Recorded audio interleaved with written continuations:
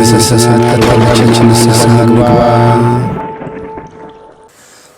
የእግዚአብሔር ቤተሰቦች እንደምን አላችሁ እንደምን አደራችሁ አሜን የአምላካችን የጌታችን የመድኃኒታችን የኢየሱስ ክርስቶስ ስሙ ከአጽናፍ እስከ አጽናፍ ከፀሐይ መውጫ እስከ ፀሐይ መጥለቂያ በፍጥረት አንደበት ሁሉ የተመሰገነ ይሁን ይህ ልዩ ገጠመኝ የኢንተርቪው ሰዓት ነው ያው ከናንተው ወደ እናንተው ነው ብዙ ወንድሞችና እህቶች በቃለ መጠይቅ ወይም ደግሞ ስቱዲዮ መተን መስክር ብለው በሚነግሩኝ መሰረት እንግዲህ ይሄንን ኢንተርቪው ለተወሰነ ጊዜ አቋርጬው ነበር በወንድማችን ጀምሬዋለሁ ያቋረጥኩበት ምክንያት ደጋግሜ ነግሬያቸዋለሁ ብዙ ሰዎች ኢንተርቪው አድርገን ብለው ይመጣሉ ከዛ ደግሞ ቪዲዮ ይሰረዛል ፊት ለፊት ተቀርጾ ቪዲዮ ይሰረዛል ቤተሰብ ሲያማክሩ ይመጣሉ እንደዚህ አይነት ነገር አለና አስባችሁበት ወስናችሁ ብትመጡ መልካም ነው ብያስባለሁ ወንድማችን ቃለኛ ስለሆነ በጣም እናመሰግናለን የህይወትን ታሪክ ፊት ለፊት መናገር ሰዎች ወጣቶች እንዲሁም ወድቀው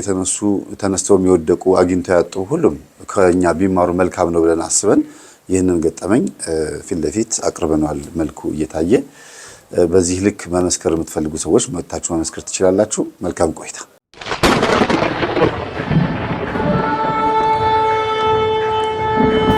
መንፈሳዊ ተቋማችን ሰላምባ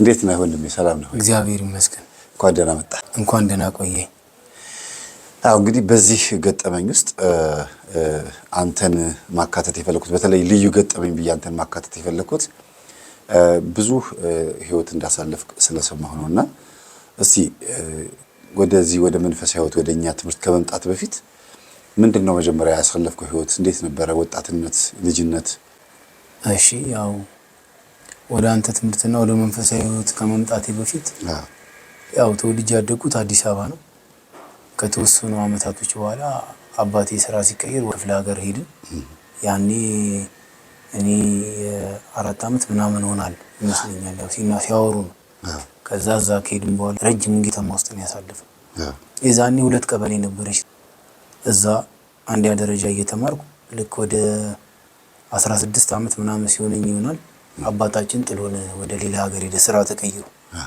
ከዛ እናታችን ብቻ እሷ ላይ ሁሉም ነገር ወደ ኃላፊነት 3 ወንድማማቾች ነን አንድ ያጎታችን ልጅ አለ እኛን ማሳደግ ጀመረች የዛኔ ጤነኛም ነበረች ምናምን ያሳደገችን ያው የመጀመሪያ ልጅም ስለሆንኩኝ እድሜ ትንሽ ከፍ ይያለ ሲሄድ በቃ ትምህርቱንም በቃ አቋረጡት ያው እሷ ስንቱን ተከታተላ ትችላለች 2 ወንድሞቼ ታናናሾቼ እንዲማሩ አድርጌ በቃ እኔ ወደ ከተማ ወጣሁ ከልጆች ጋር ሊስትሮ ሰራለሁ ከመኪና ላይ ቃና ወርዳለን አውቶቡስ ተራ ያን እየሰራን በቃ ስፖርት ነው መሰራው ሱስ ምናምን ትምህርቱን አቆምኩት ያው በቃ ሊስትሮ ሰራለሁ ገንዘብ አስቀምጣለሁ አንዳንዴ ለብራዘሮቼ እሰጣለሁ ከዛ ሌላውን ደግሞ የሚገኝ 2 ብርም 3 ብርም 50 ሳንቲም ቀለም በነበረበት ሰዓት ማለት ነው ያው እኔ የተወለድኩት 1975 ጥር 5 ነው አሁን እድሜ ስታስበው 45 አመቴ ነው ምንም ሱስ ስለሌለብኝ እንዲህ እንደምትኝ ወጣት ነኝ ግን ያሳለፍኩት ላይፍ ማለት ነው እንዲህ ስታይ ምንም ያላሳለፍኩ ነው ግን እኔ ያሳለፍኩት እኔ ማቀውን ነገር የኔ ኩዮች ያለፉት የሞቱት በህይወት ያሉት ናቸው የሚያውቁት እንጂ ሌላ ሰው ያቀኝ ድንገት አሁን እንኳን ከተማ ዞአይ ቤት ታታረጅም እንዴ ነው የሚሉኝ አንዱ እንደውም ፍለፊት እንደዚህ ያስታውሳለህ አንተ እዛ በቅጽል ስምን እንዴ አሉ አዎ ስምን ከዛ ልጁ ራሱ ቃብሮኝ ተጫውቷል አንተ እንደዚህ አብራችሁ ተጫውቱ ነበር አለው እንዴት አወቃለኝ አንተ እኔ ራሴ እኮ ነው ይሏል አንተማ አይደለም ብሎ ያለፈኝም ጊዜ አለ ከፊዚካል አንፃር ማለት ነው ምንድነው ቶሎ አታረጅም ነው በቃ እነሱ ተመልጠዋል 3 ወልደዋል 4 ወልደዋል ምናምንና አንዳንዴ እንዳልከው አንተ ስታስተምር አንተ ትምህርት ለቤተሰብ ዛር ምናምን የሚባለው የመጀመሪያ ልጅ መሆን አንዳንዴ በቃ መጥፎ ነው በቃ መጀመሪያ ልጅ ባሉን ይሻለኛል እል ነበር ግን ያው ምክንያትና ለበጎ ሊሆን ይችላል አሁን ላይ ማለት እና የመጀመሪያ ልጆች ብዙ ጊዜ ብዙ አይደለም በቃ እንደተሰቃዩ ነው በቃ የሆነ ተመቻችቶለት ራሱ ይሰቃያል አይደለም እንደኔ እና በዛ ሰዓት በቃ ብቻ የመኖርጃ አንዳንዴ ነው ቤት መጣው ማዘርጋ እየሄድኩ ያያዩት ተው ተማር ሲሉኝ ተው ይቆጫል ትለኛለች አንድ አክስቴ ሞተቻለች እሺ ነብሷን ማሪ ሞተቻለች ተው ይቆጫል ትለኝ ምንድነው መቆጨት ምናምን ይላል አሁን ላይ ነው የተሰማኝ ሁሉ ነገር ማለት ስንተኛ ክፍል አቋረጥክ ማለት ነው በቃ 7ኛ ክፍልን ገባው አቋረጥ። ከዛ እንደገና ደግሞ መጣውኝና ከዚህ አሁን ያን 2002 ላይ ደግሞ ድጋሚ ታሰሪ ነበረ በዛኛው ኬዝ ዝዋይ ላይ በነበረው ደገባው ወጣው። በቃ ሊሆንልኝ አልቻለም። ምንም አይገባኝም እንዲህ ከማየት ውጪ ማለት ነው። ከዛ ከተማ ወጥቼ ያን ገንዘብ ለምድኩኝ ግን እያመጣው ይሰጣታል። ሱስ የለብኝም። አትገባም አንተ ቤት ይሉኛል የሷ ጎረቤቶች ምናምን። እመጣለሁ እኮ ጠይቃታለሁ። እናትን አትጠይቅም ነው ጠይቃታለሁ።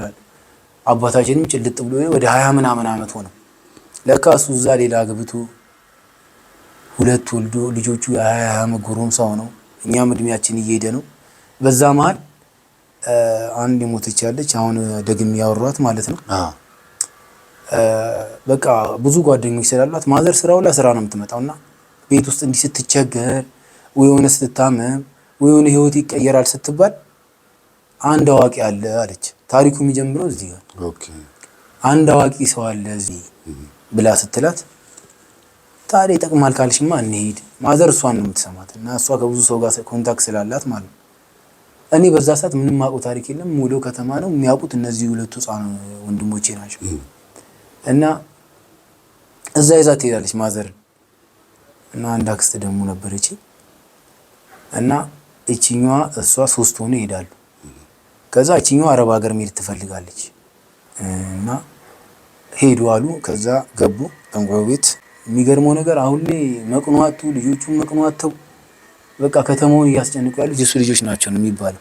ምንድነው በቃ ዱርዬ ሆኗል ትቷል። በቃ ሁሉ ነገር በቃ ከሽፎበት። የማን ልጆች? የጠንቋዩ የጠንቋዩ ልጆች አሁን ከተማውን ያመሱት ነው እነሱ ናቸው። አሁን ልጁ ራሱ ኃይለኛ ጫሻጭ ነች ምናምን በቃ ከተማው ሁሉ ነገር በእጄ ነው የሚል ሰው ነበር። ከዛ እዛ ሄደው አሉ። በቃ አንደኛውን አክስቴን እዛው ነው ያስቀራት። በቃ እዛው ወደ አረብ ሀገር ልክሻለሁ ብሎ ማለት ነው ራሱ ጋር በቃ እዛው ምናምን ታፈላ ምናምን አደረጋት ማለት ነው። አሁን ተመስገን ነው ከዚህ ወጥም ወጣለች ሲጀመር። እሷ ግን አሁን ብዙ ነገር ካወጣችበትንም እናገራለሁና ከዛ እንዲህ እያለ 2 አመት 3 አመት ይቀጥላል ማለት በመስኮት አንዳንዴ ልጅ እየዘለሉ ይሄዳሉ ምናምን ይሉኛል ጩጮቹ ሲመጣ ሄዱ በመስኮት እኮ ነው ቦታ ሄዷል። የሆነ ጊዜ ከፍ እያሉ ሲመጡ አሬ የሆነ ቦታ እኮ እንደዚህ የሚባል ቦታ ወልጠንቋል ለዛ እኮ ነው የሚሉት። ከቤት ደግሞ ማያስወስዳቸው ነገር የለም። ሽሮ የለ በርበሬ የለ። ማን ነው እንደዛ የሚያስወስዳቸው? ከቤት ይዛችሁን እያሉ የቋጠሩ ይዘው ይሄዳሉ። ማን ሰውየው ማለት ነው እኮ ማን አክስቴና ማዘርም ማለት ነው። እሺ በመስኮት የሚሄዱት ለምንድን ነው? ልጆቹ ከእንቅልፋቸው እንዳይነቁ እና ከዛ የሆነ ቀን ስመጣ ከጓደኛዬ ጋር ነን እኛ ጠላ ጠጥተን የዛኔ ስፖርት ሰራለሁ። ፎቶውን ብታዩ ማለት ነው ስልኬ ላይ አሁን ላይ ያንተነ ነው የምትለው ብትዩ የሚገርም ሰውነት ነው ያለኝ። ምንም አልሰማም በዛ ሰዓት። ቤተክርስቲያን ከመሳለም ውጪ አባታችንን አልችልም። የገብርኤል አመቱ ሲሆን እዛ ገዳም ገብርኤል አለ እዛ ምርግር ያስተምራሉ። እዛ እሄዳለሁ። ደሴት ላይ ነው። ከዛ ውጪ ምንም የማውቀው ታሪክ የለም። ይሄ መስገድ መጾም ምናምን ምንም የማውቀው ታሪክ የለም። ኃጢአቱ ላይ አይመስለኝም። ሰንበት ትምህርት ቤት የሚወጡ ላከፍ ነበር። ከዛ አንድ ቀን ስመጣ ጠዋት ላይ ምንድነው እናንተ ምናምን አልኳቸው። ቁርስ አልበላችሁም? አዎ ኑ እሺ አልኩና ጩጮች ስለነበሩ የሆነ ብር ሰጥቻቸው አሳ ርካሽ ነው የ5 ብር አሳ ብዙ ነው። አሳ ገዝተው ምናምን እንዲበሉ አድርጌ እዛ ሄዱ። ታውሽ በቃ አልኩና ሄድኩና ጓደኛ ቤስት ጓደኛ እሱ ነው ግን ከሱስ ውስጥ አልወጣም። ክርስቲያን እሱ ቤተክርስቲያን ከኛ ጋር ሄዳል። ቤተሰቦቹ ጴንጤ ናቸው። ኦኬ አሁንም አለ። ይሄን እየሰማው ከሆነ እስካሁን ይቅማል አጨሳል። በቃ እግዚአብሔር እንግዲህ ይመልሰው ነው። እና እሱ ጋር ሄደን ጠላ ቤት እንዲተባባል ምን ሆናል ዛሬ አለ። አረ በእናትህ የሆነ ጠንቆ ያላሉ እንሂድና በእናትህ በቃ ገብተን ድብልቅልቁ እናውጣው ተባባል። አረ በቃ እኔ አላቅም። ለካ የከተማ ፖሊሶች በእጁ ናቸው። ከተማ 2 ቀበሌ ስለነበር ዝዋይ አሁን 6 7 ሳይሆን አይቀርም ሰፍቷል። ፖሊሶች ሁሉ እሱ ጋር ምናምን የሚመጡት። ከዛ ጠላችንን ጠጣን። ጥግብ ስል የሆነ ወፈር ያለ ዱላ ያዝን ፈረስ ጋር ያለ ዝም ብሎ ጠንቋይ ነው የሚመስላችሁ እንጂ ከመንፈስ ጋር የሚሰራ እንደዛ መሰለኝ። እኔ ዝም ብሎ በቃ ጠንቋይ አሁን እዛ ዝዋይ የምኖርበት አቶ አብሬ የሚባል የሆነ ድብተርና የሚሰራ አለ። እሺ እና ዝም ብሎ ነው የመሰለኝ እንጂ እንደዚህ ሰው ገብቶ ሰው እንደዚህ ድፍት እያለ የሚሰግድ እኔ በጭራሽ አስቤው አላውቅም። ገብታ አታውቅም ማለት ነው? አላውቅም። ከዛች ሰዓት ጀምሮ ነው በቃ የኔ ታሪክ እጥፍጥፍ ብሎ እንደ ብረት ተጣጥፎ ቁጭ ያለው። ከዛ ዱላ ይዘን በጋሪ ሄድኩ። የሰፈሩ ሰው ለካ ይፈራዋል። ሐሙስ ቀን ነው። ሰው የተወሰነ ሰው አለ። ሲኒ ጀበና ተደርድሯል። ከዛ በሩን አንኳኳሁት። ሳንኳኳ ማንም የለም። ክፍት አድርጌ ስገባ ቤተክርስቲያን የሚመስል ጎጆ ቤት አለ። ጓደኛዬ ከኋላ ነው። ዱላውን ይዤ እየተንደረደርኩ እጄ ማለት ነው የሆነ በሩ እንደዚህ መትቼው እንደዚህ ስል ማለት 4 ዓመት ሙሉ የት እንደነበረች ማላውቃት ታክሲ እንዲሰራት ማለት በጣም ደግሞ ያሳደገች 4 ዓመት ሙሉ የት እንዳልቻ አይታወቅም። እዛ ናት። የሚያውቁት ቤተሰብ ብቻ ነው። አጎታችንም አያውቅም።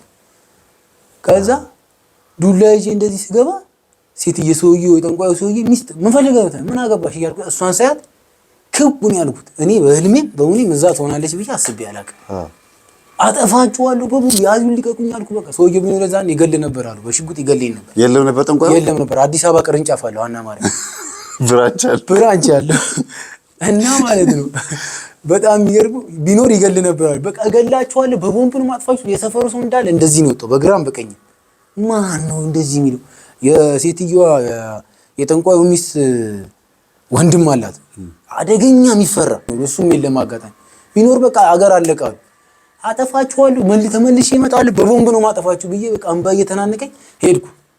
ከዛ ማታ እስኪመሽ ጠበቅኩ ከስራ እስክትመጣ እናቴ ማለት ከተማው አልኩና ከስራ ስትመጣ ገቡ። አያስገቡኝም ቤት ይዛን አንተ ምን ሆነ ነው አለች። ያው እሷም አለማወቅ ስለሆነ እንዴት ሄደ እንዴት ረብሻለሁ ልቀሰብ ምን አባቱ ያመጣል አልኩ። በቃ በጣም ተናድጃለሁ። እንዴት ሁሉ አመት እሷ እዛ ሆና እንደዚህ እኔ እኮ ሌላ ሀገር ጓደኛዋ ጋር መቂያለም ጤና ምናምን ስለምትኖር እዛ በቃ እንዳለች መስሎኝ እንዴት እንደዚህ አልኩኝ። በቃ ምንም ማድረግ አይቻልም። አተውም አታርፍም አላርፍም አልሰማችሁም። ከዛ እንዲህ ተሳድቤ ሄድኩኝ። በሄድኩኝ በሳምንቱ ምናምን ሄደዋል። እዛ ላይ ከቁጭ በድግ አድርጓቸዋል ተናግሮ ሐሙስ ቀን ነው አሉ። የሀድራ ቀን ነው ይባላል። የሀገር ሰው ጥቅጥቅ ባለበት እቀስፈዋለሁ እገላለሁ አሉ። ድምፁን ቀይሮ ገብቷል። ያው መንፈስ ገባ ተብሎ እገላለሁ ስብርብር በቃ ልጅሽ መቼም ከዛ አረበ መጀን ነው ምናምን ብሎ ተንበርክኮ አረበ እርሶ መጀን ብለው በጋምጪ ነው ምናምን ተብላለች አሉ። ከዛ ማታ ስመጣ አንተ እንዴት ታደርጋለህ? እንደው መኖር አልችልም። አሁን ቆይ ምን ልትሆን ዋጋን ታገኛለህ? ምን ላገኝ በቃ እንጀራ ስጡኝ አልኩና ገብቼ እንጀራን የበላሁት። ያው ያቺኛዋ በብዛት ያው ከማዘርም ብዙ ነገር እንትን ስለምትል እዛ ስለምታበዛ እግር ምን እንደተሰጠኝ በቃ እኔ የሆነ ነገር ተሰጠኝ ነው የምለው። በምግብ በላው ወጣው። ጠዋት ላይ ነው ወደ 10 ሰዓት ላይ ነው ቁጭ ብያለሁ ከጓደኞቼ ጋር እንደዚህ እኮ አደረኩ እኮ ምናምን እያልኩኝ ከላይ ፖሊሶች ሲመጡ እንዲያዩ ነው። ስንት ጊዜ በሩጫ ፍትልክ ከመለው ልጅ በሩጫ ሲጀመር ማንንም አይደርስብኝ። ከዛ ሌሎቹ አረ ፖሊስ መጣ እዛ ጋር ስንቀም ስለሚያባሩ ሁሉም ተነስቶ ሲሄድ እኔ መነሳት አቃተኝ። ያልኩ በል ሄዳች አልኩ። መጡና አንተ ያው ብድክ አረጉና ሳይክሉን ሰጠኝ። ፖሊሱ ዘና ብሎ እያወራ እንደዛ ሞኝ አላወራም። ዝም ብዬ ሳይክሉን እንዲገባ ወደ ፖሊስ ጣቢያ መሮጥ እኮ ይችላል። ቀጥታ ወደ ፖሊስ ጣቢያ አስገባኝ። ምን ብሎ ፋይል እንደከፈተ ይታሰር ምናምን ብላ ነው ሄደች። አዎ ያው በቃ እነሱም እዛ ስለሚሄዱ ምን እንደሆነም አይታወቅም። በመታሰር ይለፍለት ነው ከምትሞት ከምትቀሰር በቃ ይታሰር እዛም ረብሻ። ስለዚህ እኔ ነው የረብሻ ባጋንንቱም ታስራል በፖሊስም ታስራል። ወሰደኝና ፖሊስ አስገባኝ። ከዛ ምን አርገና እኔ ምን አድርጌ ነው ልዩ ከቤተሰብ ጋር የተጣለው ሄደ እንዲረብሻል የሰውየውን ረብሻ ትቶት አክስቱን አጋድሞ ሊያርድ ብሎ ነው ክስ የከፈተብኝ እንዴ። ከዛ ሳምንት ነው 15 ቀን እንደታሰርኩ መጡ። እኔ መቼ ነው አንቺን አጋድሜ የታሰርኩ? ፍርድ ቤት ሄጄ እኮ አክስቱን አጋድሞ ሊያርድ ነው ተብዬ ነው እኮ የተከሰስኩት። አላውቅም እንጀራህን ብላ ጥላልኝ ሄደች። ጠያቂ አይመጣም። ማረሚያ ቤት የተረገመ ማረሚያ ቤት ነው። ጣቢያውም ቅማሉቶ ስቃይ ነው። እንደዚህ ገብተህ ታውቅ ነበር? ይሄ መጀመሪያ በቃ የመጀመሪያ በእስር ስለከፍ ያው እነሱም ያውቃሉ። በእስር ስለከፍትል ከዛ በኋላ ብዙ ደጋግመዋል። እንዴት እንደታሰርኩ አዎ 3 በቃ አስገብቶኛል። በእስር ተለከፍ። ከዛ ገባው 15 ቀን ስቆይ ሲመጡ እኔ እንዴት እንደዚህ አንቺ እንደዚህ ብያለሁ እንደዚህ እኮ ተብሎ ነው ክስ የተከፈተ። ይሄ እኮ እስከ እድሜ ነው የሚያስፈርደው እያሉ ሰዎች ነገሩኝ አልኳት። አያገባኝም ብላ ሄደች። ከዛ ውስጡ ስታጣራ ነው መሰለኝ ከባድ እንደሆነ ከይዙ ገባል። መርማሩ ነው ይላስጠይ በቃ አንድ ያሳሰርሻል ዞር በያላት። ለካ እነዛም እየሄዱ እዛ ይቀማሉ ፖሊሶቹ። በደንብ ይታሽ እንዳትለቁት ብሏቸዋል። ዋና አዛዥ እሱ በለው በቃ። ከዛ ፍርድ ቤት ስመላለስ 3 ነው 2 እንደተመላለስኩ መጣ መልእክት መጣል። በቃ አሁንስ በቃ ደከመኝ ሊፈረድብኝ ነው ብዬ በጣም በቃ ወደ 3 ወር ምናምን ታስሬያለሁ። ወደ ማረሚያ ቤት አዘዋውሮኛል። ለምን ጣቢያ ውስጥ እያለሁ መጣ። ከዛ ወደ ማረሚያ ቤት በሁለተኛው ቀን ሊሄድ ነው። ሰው መጣ ተልኩ። መልእክቱ ራሱ የመጣው ባክስቴ ነው። ከዛ በቃ አሁን መፈታት የምትፈልግ ከሆነ ደግሞ እዛ እስር ቤት ውስጥ ሆኜ ከጎን ያሉ ሌሎች ታራሚዎች ሙስሊሞች አሉ፣ ያው ሌላ ሀገር ላይ ጠንቋዮች አሉ። ከዛ አካባቢ ታስሮ የመጡ ናቸው። ሁሌ ማለት ነው እንደዚህ ክብ ሰርተው ብርቱካንና ቆሎ ይደባለቅና ጥቅም አለ እንደ ጫት ማለት ሻይ አለ ክብ ሰርተው እንዲመስል ጫት እንዲመስል እንዲህ እየተባለ ኢማሙና እጠቡና በሳሙና ወንጀላችን ምናምን ይላሉ ማለት። አረ ከነዚህ ጋር ዱዓ ማድረግ ይሻላል ብዬ ገባው ማለት ነው። ተቀላቀሉ ቀን እነሱ ጋር ነው ሙሉ አቤት እያልኩ እኔም እያጨበጨብኩ አረ በተፈታው እኔም ባስፈታኝ እንደዚህ እኮ አድርጌ ብዬ አንድ ተለቅ ያለ ሰው ነው ስነግረው አንተ እንዴት ታደርጋለህ የተከበረ ሰው እንደውም እሱ ጋር መሆን ያለበት ብሎ ውስጥ አደረገኝ። አይ በቃ አሁንማ ተጣልተናል በቃ አሁን መለመን ያለብህ ሲለኝ እኔም ገብቼ በቃ እንደው ምናምን እላለሁ። ከዛ መልእክት መጣልኝ የዛኔ በሶስተኛው ቀን ምናምን መልእክት መጣልኝ 3 ወር ከታሰርኩ በኋላ ማለት መጣች እሷ ስማ አሁን ይበቃል ይሄን ሁሉ ታስራል አርፈ ተቀመጥ እኔ ብኖር እንደው ብዙ ነገር ይፈጠር ነበር ብሏል። አሁን ትፈታለህ አስተካክለው ጨርሷል በቃ የዛን ቀን የመጣችም ቀን ከሰዓት ልፈታ ነው ተፈትቼ ታዲያ ወደ ቤት መሄድ የለ ወደ ሌላ ቦታ መሄድ የለ ፌስታልን ይዘህ ዞረ እኔ ጋር ነው ና ያልጋ ተባለ ጠንቋዩ ጋር አዎ ዞረ እኔ ጋር ነው ና የተባልከው ማን ደፋር ነው እንደዚህ ያደረገው ተብሎ ለካ እየተወራ ነው። እና ሰው ሁሉ እኔን ለማየት እዛ ጠብቋል አሰፍሱ ለካ የከተማው ጸዳ ያሉ ሰዎች ይሄ ቦሎቄ ነጋዴዎች ምናምን ይሄዳሉ እዛ ሁሉም እኔ ሴር ነው ሳያቸው እንደደነገጥኩ ለካ በዚህ ነው ብር የምታገኙት እኔ ያልኩት በውስጤ ማለት አይደለም። አዎ ከዛ ስገባ በቃ ተፈተው ከሰዓት ላይ ተፈተው ደስ አለኝ። አረ በቃ እንኳን አስፈተኝ አረ እኔ እንደው ምን አናገረኝ ይሄዱ እንደው ምርጥ ነገር ከሆነ ይሄ ሁሉ ሰው የሚሄደው እኮ ምርጥ ነገር ነው ማለት ነው ብዬ አሳመንኩ ራሴ። ከዛ እሱ ጋር መሄድህን እንደምን እንደተራ ነገር ነው ጥሩ ነገር ነው የመሰለኝ። ይሄ እኮ ስንት ዓመተ ምህረት እኮ ነው 2000 ለምን 95 96 97 ድረስ ማለት ነው። እሺ ከዛ አሁን እድሜ ስንት ነው አንተ? እኔ ያው 1975 ጥር 5 ከሆነ ስትቆጥሩ አሁን 45 ዓመቴ ነው። አዎ ግን አልመስልም ይሁን እንደምትይ ማለት አሁን ቁምጣ አድርጌ ዩኒፎርም ለብሼ ምናምን ከተማሪዎች ጋር ብቀላቀል ጺሜን ላጭቼ ምናምን ብቀላቀል በቃ የሆነ 20 23 ብዙ ሰው በጣም ይገርመዋል። በጣም አሁን ራሱ ጓደኞች አያምኑም እንዴ ይሄ ቋረጅ ምንድነው የምትበለው? አይ የኛ ቤት ደም ቢመረምር እኮ ይፈለግ ይሆናል ይሁን እንደዚህ ነን እላቸዋለሁ። ታናሽ የለም ፀጉሩ እዚህ ጋር አሳይቻለሁ። አዎ አይቼዋለሁ። ከዛ ፌስታሊን ይዤ በሲሊፓር ሄዱ እነሱ ና ተብያለሁ። በመልእክት ነው ላይ ተነገረኝ። ባቡራ ጎዳና አድርጌ እንደዚህ ጥፍ ብዬ ሲገባ እዛው የረበሽኩበት ቤት ግብት ስል የሀገር ሰው ነው ያለው። እሱ እዛ ጋር ፀጉሩ ያስፈራል። ፀጉሩ ተሹሩባ ነው ዲጋደም ብሎ ቁጭ ብሏል። ከዛ መጣ ተሳዳቢው አለችኝ ሚስቴ። ሰላም አልኩኝ አንገቴን ደፍቼ ምንም ማድረግ አልችልም በቃ ሁሉም ነገር ተወጣጥሮብኛል። ስለዚህ የት ነው የሚሄደው? ገባው ቁጭ አልኩ። ጫት የሚቅም አለ እዚህ ጋር እሷም አለች ቡና ቀራርቧል ምናምን እንካ ያዝስ ይሳቸው እንደው ቢታረቁ ምናምን እሺ ብዬ ተቀበል። ለመጀመሪያ ጊዜ የጫት ቅጠልም ማፊ ውስጥ ገባ። ሱሰኛ አልነበርክም? የዛን እኔ ምንም ሱስ የለኝም። ዱርዬ ሆነ ሱሰኛ አልነበርክም? ፎቶ አለ ስፖርተኛ ነኝ። ዱርዬ ስለ ከሰው ዱርዬ ግን አይደለም መጥፎ ልጅ አይደለም። ስፖርት ቤት ከፍተን ስፖርት እናሰራለን። ሰለሞን ቦክስ ስለዚህ ስፖርቷ ዳምፕሏ ምናምን እሷን በቃ ሰውነቴ ግን ማንንም አልሰማም። የሆነ ነገር ከተናገርከኝ ቀብሎ ከልጆች ጋር መጣላት ነው በቃ። ከዛ እስከ ተወሰነ ጊዜ አዲስ አበባ ተመልሼ ከዛ ወደዚህ እስከመጣሁበት ድረስ የሚገርም ሰውነት ነበር። በቃ ቲሸርት አድርጌ ምናምን ሲሄድ በቃ ከዛ ተሰጠኝ። የመጀመሪያው ቅጠሏን ቁርጥ አድርጌ በላው። ከዛ እዛው ተላላኪ ሆንኩ። እዛው ነው ማድረው። ጅባ እንዲተነጠፋለ ውጪ ላይ በቃ ቁጭ ብዬ እዛ ነው ማድረው። እኔ ነኝ የምጠራው በቃ። ከዛ ሰው የሆነ ሰው ግጥም አለ። ከዛ መጣ ሰውየው አገልግለኝ ነው ያለህ በቃ እዛ ትላላካለህ እዚሁን እኔ አዲስ አበባ ወስጄ ስራ አሰጣለሁ ብሎኛል። ኦኬ ቃትረብሽ እሷንም አታስቸግር አዲስ አበባ ወስደሃለሁ ብሎኛል። ምንድነው ግን አንተ የረበሽከው ምክንያት ምንድን ነበር? እስቲ እኔማ በቃ ጠንቋይ ነው መጥፎ ነገር እንደሆነ ነው የምረዳው። ከዛ ደግሞ አክስቴን ደግሞ ሳያት እናትህ ደግሞ ምንድን እንዳረክ ነው የሚረዱት እነሱማ በቃ የተቀደሰውን ነገር ሄጄ እሱን በቃ ያፈረስኩ ነገር ነው የመሰላቸው። ረብሻለሁ የሌሎች ብዙ እናቶች ለምን ሄድሽ ማዬ ብለህ ተቆጣ በዛ ተናገር ተቆጣ ለምን ሄድሽ እንዴት ሰው እንዴት ለሰው ይሰግዳል እዚህ ቤተ ክርስቲያን ፊት ለፊት እያለልሽ ብዬ ተናግሬያለሁ። አብዳል በወቅቱ ብዙ ሌሎች እናቶችም ስላሉ ተጎርቶ ይወጣሉ። ገበያ ላይ የምታውቃቸው ሰዎች ምናምን እዛ አሉ ማለት ነው እንዳለ ነጋዴ ብሎክ አንዱማ ያውን አብዷል ለዛው ከተማ ላይ ነጋዴዎች ምናምን ይሄዳሉ። ከዚህ ከአዲስ አበባ የሚመጣው ውድ ከዚህ ከአና ማርያም ከዛ እዚህ ሳሪሳና ማርያም ቅርንጫፉን ደግሞ እንዴት ወደዚህ ታሪኩን አሁን እንደዚህ ይመጣልሃል። ከዛ በቃ መላላክ ጀመርኩኝ። እህሉን ላይ ያስፈጫል እንትን ይዘራል። ወደዚህ ወደ ምንድነው ስሙ ጠፋኝ። ኦሮሚያ እዛው ከተማ ሆኖ ወጣ ትላለህ ትንሽ እርሻ አለው እዛም ቤት አለው።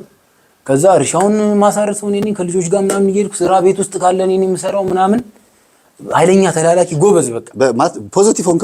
በቃ እዛው ሆንኩ። በቃ ጫት ለመፈታት ስለምትፈልግ ነው ወይስ እየደበረህ ነው የምትሰራው? አንደኛ ለመፈታትን ፈልጊያለሁ። ግን እዛ ስትሰራ ይቀፋሃል? ስራ ስል እንደዚህ ቡና ምናምን ማፍላት አይደለም። በቃ ሰው ሲመጣ ሐሙስ፣ ማክሰኞ፣ እሮብ የሀድራ ቀን ነው ይባላል። እሮብ ራሄሏ ነው የምትገቡ ተኮላሽ እያሱ ራሄሉ የምትባለው መንፈስ ማለት ተኮላሽ እያሱ። ሐሙስ ወሰንጋላ ይሉታል። አዳልሞት የሚገባል ይላሉ። ኦፋ ቡኮ ይላሉ። ግራኝ እንትን የቤተ ክርስቲያን ልብስ የለም እንትኖች የሚያደርጉት ካህኖች የሚለብሱት እሱን ግጥም አድርጎ ልብስ የሆነች እንጨት ወንበር ይቀመጥለታል። ኧረ እባክህ ኮፍያውን አድርገው እኔ ግራኝ አባጉ የአባቶች ልብስ ይለብሳል። አዎ የግራኝ ቀን ይባላል። እኔ ግራኝ አባጉክሳ የጣናው ሞኖክሴ ዳዊት ደጋሚ ነው የሚለው እንደዚህ ነው ዳዊት ደጋሚ። ስለዚህ ጠቋር ነው ማለት ነው። አዎ እንደዛ ብሎ ነው የሚገባው። ከዛ የሱ ቀን ምናምን ከዛ የዛን ቀን ሐሙስ ቀን ነበር ሰው ከዛ መጣ ሐሙስ ቀን ያረ የታለ አለ መንፈሱ ገብቶ ነው። መጀመሪያ በእንትንም አይቶኛል ሰውየው በሰውኛም አይቶኛል። ከዛ ውስጥ መንፈሱ ገባ ተብሎ ወደ 9 ሰዓት ከሌሊቱ አንተ ደጄ ልትረብሽ መጣ የምትገርም ሰው ነህ በል አፉ ብያለሁ ከዛሬ ጀምሮ እናትንም አታስቸግር እኔ እንጀራህን አወጣልሃለሁ ምናምን አለኝ ማለት ነው። ግን ምንም አልተዋጥኩለትም። ልብህ ፍቃደኛ አይደለም ውስጥ እና ምንም አልተዋጥኩለትም ስል ሌሎቹ እንዳለ ሙስሊም አድርጓቸዋል። እና ማዘርንም ይፈራታል በአንዳንድ ነገር አትፈልገውም እዛ ቤት መሄዱን በግድ ስለሆነ ነው። ያው እኔ አንድ ሰው ፈርቼ ነው እንጂ ይላል በሰውኛ ቁጭ ብሎ አንድ ሙስሊም ማድረግ የምፈልገው ሰው ነበር ይላል። ቢያረጋኝ ግን የዛኔ ወር ነበረ በቃ ማለት እኔ በቃ አድርጎኝም ለምን ሌሎቹ ስራ እያገኙ እድላቸውን እያስተካከለ ስራ እያገኙ ገንዘብ እያገኙ ምናምን ይሄዳሉ። ሙስሊም ኦርቶዶክስ የነበሩ ሙስሊም ይሆናሉ። ሰውየው ሙስሊም ነው፣ ጠንቋዩ ክርስቲያን ነበረ፣ ራሱ ሙስሊም ሆኗል እዛው። ኦኬ። ስለዚህ ግን ስሰማ ሰልሟል። ስሰማ ግን እዛ መስጊድ እሱን በደንብ ነው የሚንከባከቡት። እሱ ሙስሊም ከሆነ በኋላ የለም ሙስሊም ለሚያረጋቸው ሰዎች በዙር የሆነ ነገር የሚቀበለው ገንዘብ እንዳለ ሰምቻለሁ። ከወጣው በኋላ በሲስተም እያደረገ አንድ ሰው ሙስሊም ሲያደርግ የሚያገኘው ነገር ነበር። ከዛ እንደዚህ እያለ ይል ነበርና አንድ ሰው ግን ይከዳኛል ይላል። አንድ ሰው ግን ከዛ በደንብ ስለምላላክ ሚስትየው ራሱ አይ ወሰንጋላ መቼም ሰው አያወጣለትም መቼም አንተም የሆነ እኮ አንድ ቀን መካዳ አይቀርም አለች። እሷም ላይ የሆነ መንፈስ አለ ይላል። ከዛ እሱም እንደዚህ አለኝ። ከዛ እያልኩ ልብህን እኮ መፈተሽ ፈልገው እኮ ነው እምቢ አላቸውና ምንም ጭራሽ የሆነ ነገር አንዳንድ ቁጭ ብዬ አንተ እንደዚህ ነህ ተብሎ ለወዳሱ ሲነገር አሁን ቅድም እዚህ ሰምቱት እንደዚህ ብሎ ያወራል እንዴ እላለሁ። አሁን እዚህ ቁጭ ብሎ እኮ ሲያወራለት የነበረውን ነገር ነው እዛ ጋር ያወራለት። ምንድን ነው የሚለው ሰውዬ እንዴ? አሁን እኔም ልክፈት እንዴ አልኩኝ እዛው ማለት ነው። ከዛ እዛ እንቅልፍ እንዲህ ሲመጣ ደግሞ አንዳንድ ከተኛ ቀና ቀጥና እንዲህ ካላልክ ገፍላናችሁ እናንተ ገፍላናችሁ ሂድ ወደ ጓሮ ፊታችሁን ታጠቡ ይባላል። ገፍላ በቃ የሆነ እንትን ዱካክ ናችሁ ይላል። አይ እሺ አልኩ። የጂ ፊቴን ታጠባል ማለት መጥቼ ቁጭ ይላል። በቃ ስግጥ። ከዛ የሆነ ሰዓት ላይ መቅረት አበዛው ከተማ ከዛ ስልስል ከተማ ስል ሲጠሩኝ አልመጣም። ከዛ ራሱ ደወለና አንተ ና ፈልጌ ነው አለኝ። መጣሁ። እዚህ የሆነ ነገር ያስነሳል ብሎ ይሁን አላቅም ብቻ ውስጣቸውን በደንብ አወቅኩት። አሁን ሳቀው ጊዜ ጭራሽ ድቤን በፊትም ያውቀዋል ፈሩ ይመስለኝ። ከዛ አዲስ አበባ ልካለው ስራ ሲዟለው እዛ ሄድ እዚህ ለካ ባዶ ነው ቤቱ እዚህ ሀና ማርያም ጋር ሀና ማርያም የዛኔ 2000 ሳይሆን 2003 ላይ ጭር ያለ ነው። ፈረስ ጋሪ ብቻ ነው፣ ጭቃ ነው መሬቱ። ኪራይ ትልቅ ቤት 500 ብር 1000 ብር ነው የምትከራየው። ከዛ እሱ 1000 ብር የተከራየ ቤት አለ። ከዛ እዛ ሰው ባለበት እሷ ብዙ ሐሙስ ቀን ነው ዘው ዘጭ ባለበት ማለት ነው። ተነስ ተባልኩ። በቃ አንድ ሰው እሱ መንፈሱ ገብቶ ከሌ ተነስ ቃል ማለት አቤት እድለኛ ነው ይላል። ገብቷል። በቃ እንዲህ ሲሉ ደግሞ ማለት ነው እኔ በቃ ድለኛ አድርጌያለሁ። ራስ ደረቴን ነፍቼ አቤት አልኩ። አቤት የኔ አባት አልኩ። ይኸውልህ እንግዲህ ያው እንጀራህን አወጣዋለሁ፣ ሄደህ እዛ ትጠብቃለህ፣ እንጀራህን በቅርብ ቀን እሰጥሃለሁ። እሺ ብዬ ተንበርክኬ እሺ አልኩ። ከዛ እንዲህ ስል እሷ ብርክክ ብላ እሺ ያው የኔ አባት እግዚአብሔር ይስጥ ምናምን ትላለች። ከዛ አዲስ አበባ መጣሁ፣ እዚህ ሀና ማርያም ወደ ብራንች መጣ። ወደ ብራንች ቁጥር 1 መጣሁ። ግን እዛ ሆነ ምንም መንፈሳዊ ነገር ይሄ ማርያም ገብርኤል ማርያም ኢየሱስ ክርስቶስ እግዚአብሔርን ማስታወስ የለም። ከቤታችን ፊት ለፊት እኮ ጊዮርጊስ አለ እኮ። ጊዮርጊስ ሄጄ እሳለማለሁ ከልጆች ጋር። ከዛ ውጪ ምንም ጥንቋይ ቤት የሚያገለግል ጊዮርጊስ እሳለማለሁ። እኔ አንድ ነበር የሚመስለኝ፣ የሆነ በቃ ከእግዚአብሔር የተሰጠው ነገር ነው የሚመስለኝ። ለምን እዛ ጋር ገብርኤልን ይዘክራል ሰውየው። አዎ ገብርኤል ዝክር አለ፣ ዛሬ እንትን ነች ተብሎ ሻማ ይበራል፣ ማርያም ነች ተብሎ እንደዚህ ስለሚያደርጉ ስለዚህ አመሳስሎት ሰው ወደሱ እንዲመጣ እንትን ብሎታል፣ ወደሱ እንዲመጣ አድርጎታል። ሰው እንዳለ ይሄዳል። በቃ እዛ ዛይ ከተማ ላይ እግዚአብሔር ሰዎች ወንድማችን ላቋርጠውና ብዙ ቦታ ላይ ኢንተርቪው ሳረግና እናቶችን ሳናግራቸው ግራ የሚጋቡትም ይሄ ነው። ልጄ አንተ ጨሊ ጣሉ ትላለህ፣ ንስሐ አባቶቻችን ታዩ ይቀመጥ ይላሉ። ጠንቋይ ቤትም ስንሄድ ደግሞ አንዳንድ ጊዜ ምንም ችግር የለውም ሰውየው ራሱ እኮ ማርያምን ይዘክራታል ይላሉ። እና ግራ ነው የሚገባቸው እናቶች፣ በጣም ብዙ እናቶች ግራ ይገባቸዋል። ለምንድን ነው ሲባል ቄሶቹም የቤተ ክርስቲያን አገልጋዮቹም በዚህ ነገር ላይ አጥብቀው በደንብ ስላልተናገሩ ነው። ጠንቋዩ ዝክር ያዘክራል ለማርያም ተብሎ በተለይ ቤተ ክርስቲያን አካባቢ ላይ መስጊድም አካባቢ ላይ መስጊድ አካባቢ ላይ በተለይ ከመስጊድ ጓሮማ ቤተ ክርስቲያን ፊት ለፊት አለ በደንብ ነው የሚኖረው። እና እንዲህ አይነት ነገር ብዙ ሰዎች ግራ ያጋባቸዋል።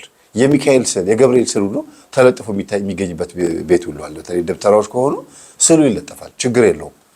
ጉዳዩ ከወረቀቱ ጋር ሳይሆን እኛ የምንጸልየው ከስዕሉ ጋር ስለሆነ ማለት ነው። ወረቀትና ስዕል በራሱ የቻለ ልዩነት ስላለው እና ወንድማችን እየተናገረ ያለው ነገር በፊት ያስተማርነው ራሱን ነው ማለት ነው። የሚገርም ነው። ከዛ በቃ መጨረሻ ላይ እኔን ወደ አዲስ አበባ ላከኝ። እዚህ ስራ ሰጣለሁ ምናምን ሲለኝ ምንም ደስ አለኝ። መጣሁ እዚህ አዲስ አበባ። የሀና ማርያም ሰፊ ግቢ ነው። በሩ ላይ እንደ ማንደጃ የሚመስል ሆኖ በእበት የሚሰራው የለም የክፍለ ሀገር ላይ ጋቻ የሚባለው ከሰል ማንደጃ በሩ ላይ ያለ እሱ ላይ ወይራ ይደረጋል፣ እጣን ይጨስበታል። ገባው እዛ አስተዋወቀኝ ምናምን። የሆነች አንድ ልጅ ነበረች፣ እሷ ወደ ውጭ ሄደች። ከዛ ባዶ ሆነ ቤቱ ማለት። እዚህ አዲስ አበባ ላይ የተወሰኑ ባለሀብት አሉ፣ ሙሉ ነገር ምንም አይጎልብኝ የሚያመጡ ማለት ነው ለቤቱ እያሉ ማለት ነው። ምግብም ከሆነ ምግብ ጫቱንም ምንም ሁሉንም ያመጡታል። እኔ በቃ እዛው ነኝ። እኔ እንደውም እንደሱ ማድረግ ጀምሬ ፀጉሬ ማደግ ጀምሮ ነበር። የሆነ ሰዓት እንደምንም አድርጌ ሹሩባ አሰራኋት አድጋ ማለት። እሱ የሚያደርገውን ነገር ማድረግ የሆነ በቃ ጭንቅላት አሁን ተቀየረ። ከዛ የቢዝነስ ሴንተር አደረከው። አዎ ከዛ እሱ ከሄደ በኋላ በቃ እዛ አንዳንዴ ሐሙስ ሰዎች ይመጣሉ፣ እሱ በሌለበት። ዛሬ አይመጣም እንዴ ይመጣሉ ይላቸውና አይመጣም። ሲቀር እነ ሰዎቹ ይመጣሉ። ከዛ እዛው ቡና ያፈላሉ፣ እዛው እንትን ከፍትላቸዋል። የያዩ ማን ያዘዋል እሱ ፈረቀሳ ምናምን ይሄድ ነበር። ታሪኩን ታደኩ በኋላ በደንብ የሰማሁት ድሮ በጣም የሱ ዘፈን እንደዚህ አይነት ሰዎች ይከፍቱ የሱ መዙማ ሲከፈት የሚመጡ ሰዎች አሉ። ልክ የሆነሳ ቡና ተፈልቶ ጣኑ ሲጨስ ከ8-9 ቆይቶ አድረው ይሄዳሉ። በቃ የሚነሳበትም ማለት የሚያጓራም ማለት። ከዛ እንደዛ እያደረግኩ እያለ እሱ እስኪመጣ እዛው ከጎረቤት የሆነች አንድ ማቃት ልጅ ነበረች፣ ተዋወቅን ማለት 2005 ላይ ምናምን 2006 ላይ ከሷ ጋር እዛው ተዋወቅን። ከዛ እሱ ጋር እዛ ስንተቀመጥኩ ወደ 1 አመት ተቀመጥኩኝ። በዛ ጊዜ ግን እየቆለፍኩ እወጣለሁ፣ መርካቶ ጓደኞች ስላሉ እነሱ ጋር እመጣለሁ፣ አልቀመጥም። ከዛ ደውሎም እንደሚታወቀው አላውቅም፣ አንተ በር ለምንድን ነው የምዘጋው? ለምን የት ሄደ ነው ምናምን ይለኛል። ከዛ ደግሞ ሳታስበው ድንገት ይመጣባል። የሆነ ሰዓት ላይ እንደ ነገ ሊመጣ እንደ ዛሬ ማታ ላይ እመጣለሁ ብሎ ደውሎ ለካ እዛኑ ሰዓት ነው የተነሳው። እሱ በር ላይ ቁጭ ብዬ ከልጆች ጋር እንዲያወራው ልጅቷ ማለች እንዲያወራ ምናምን አልፎኝ ገባ። ደነገጥኩ። እሱ ነው እንዴ አልኩ። ከዛ ሂዱ በቃ ምናምን ላይ ገባው።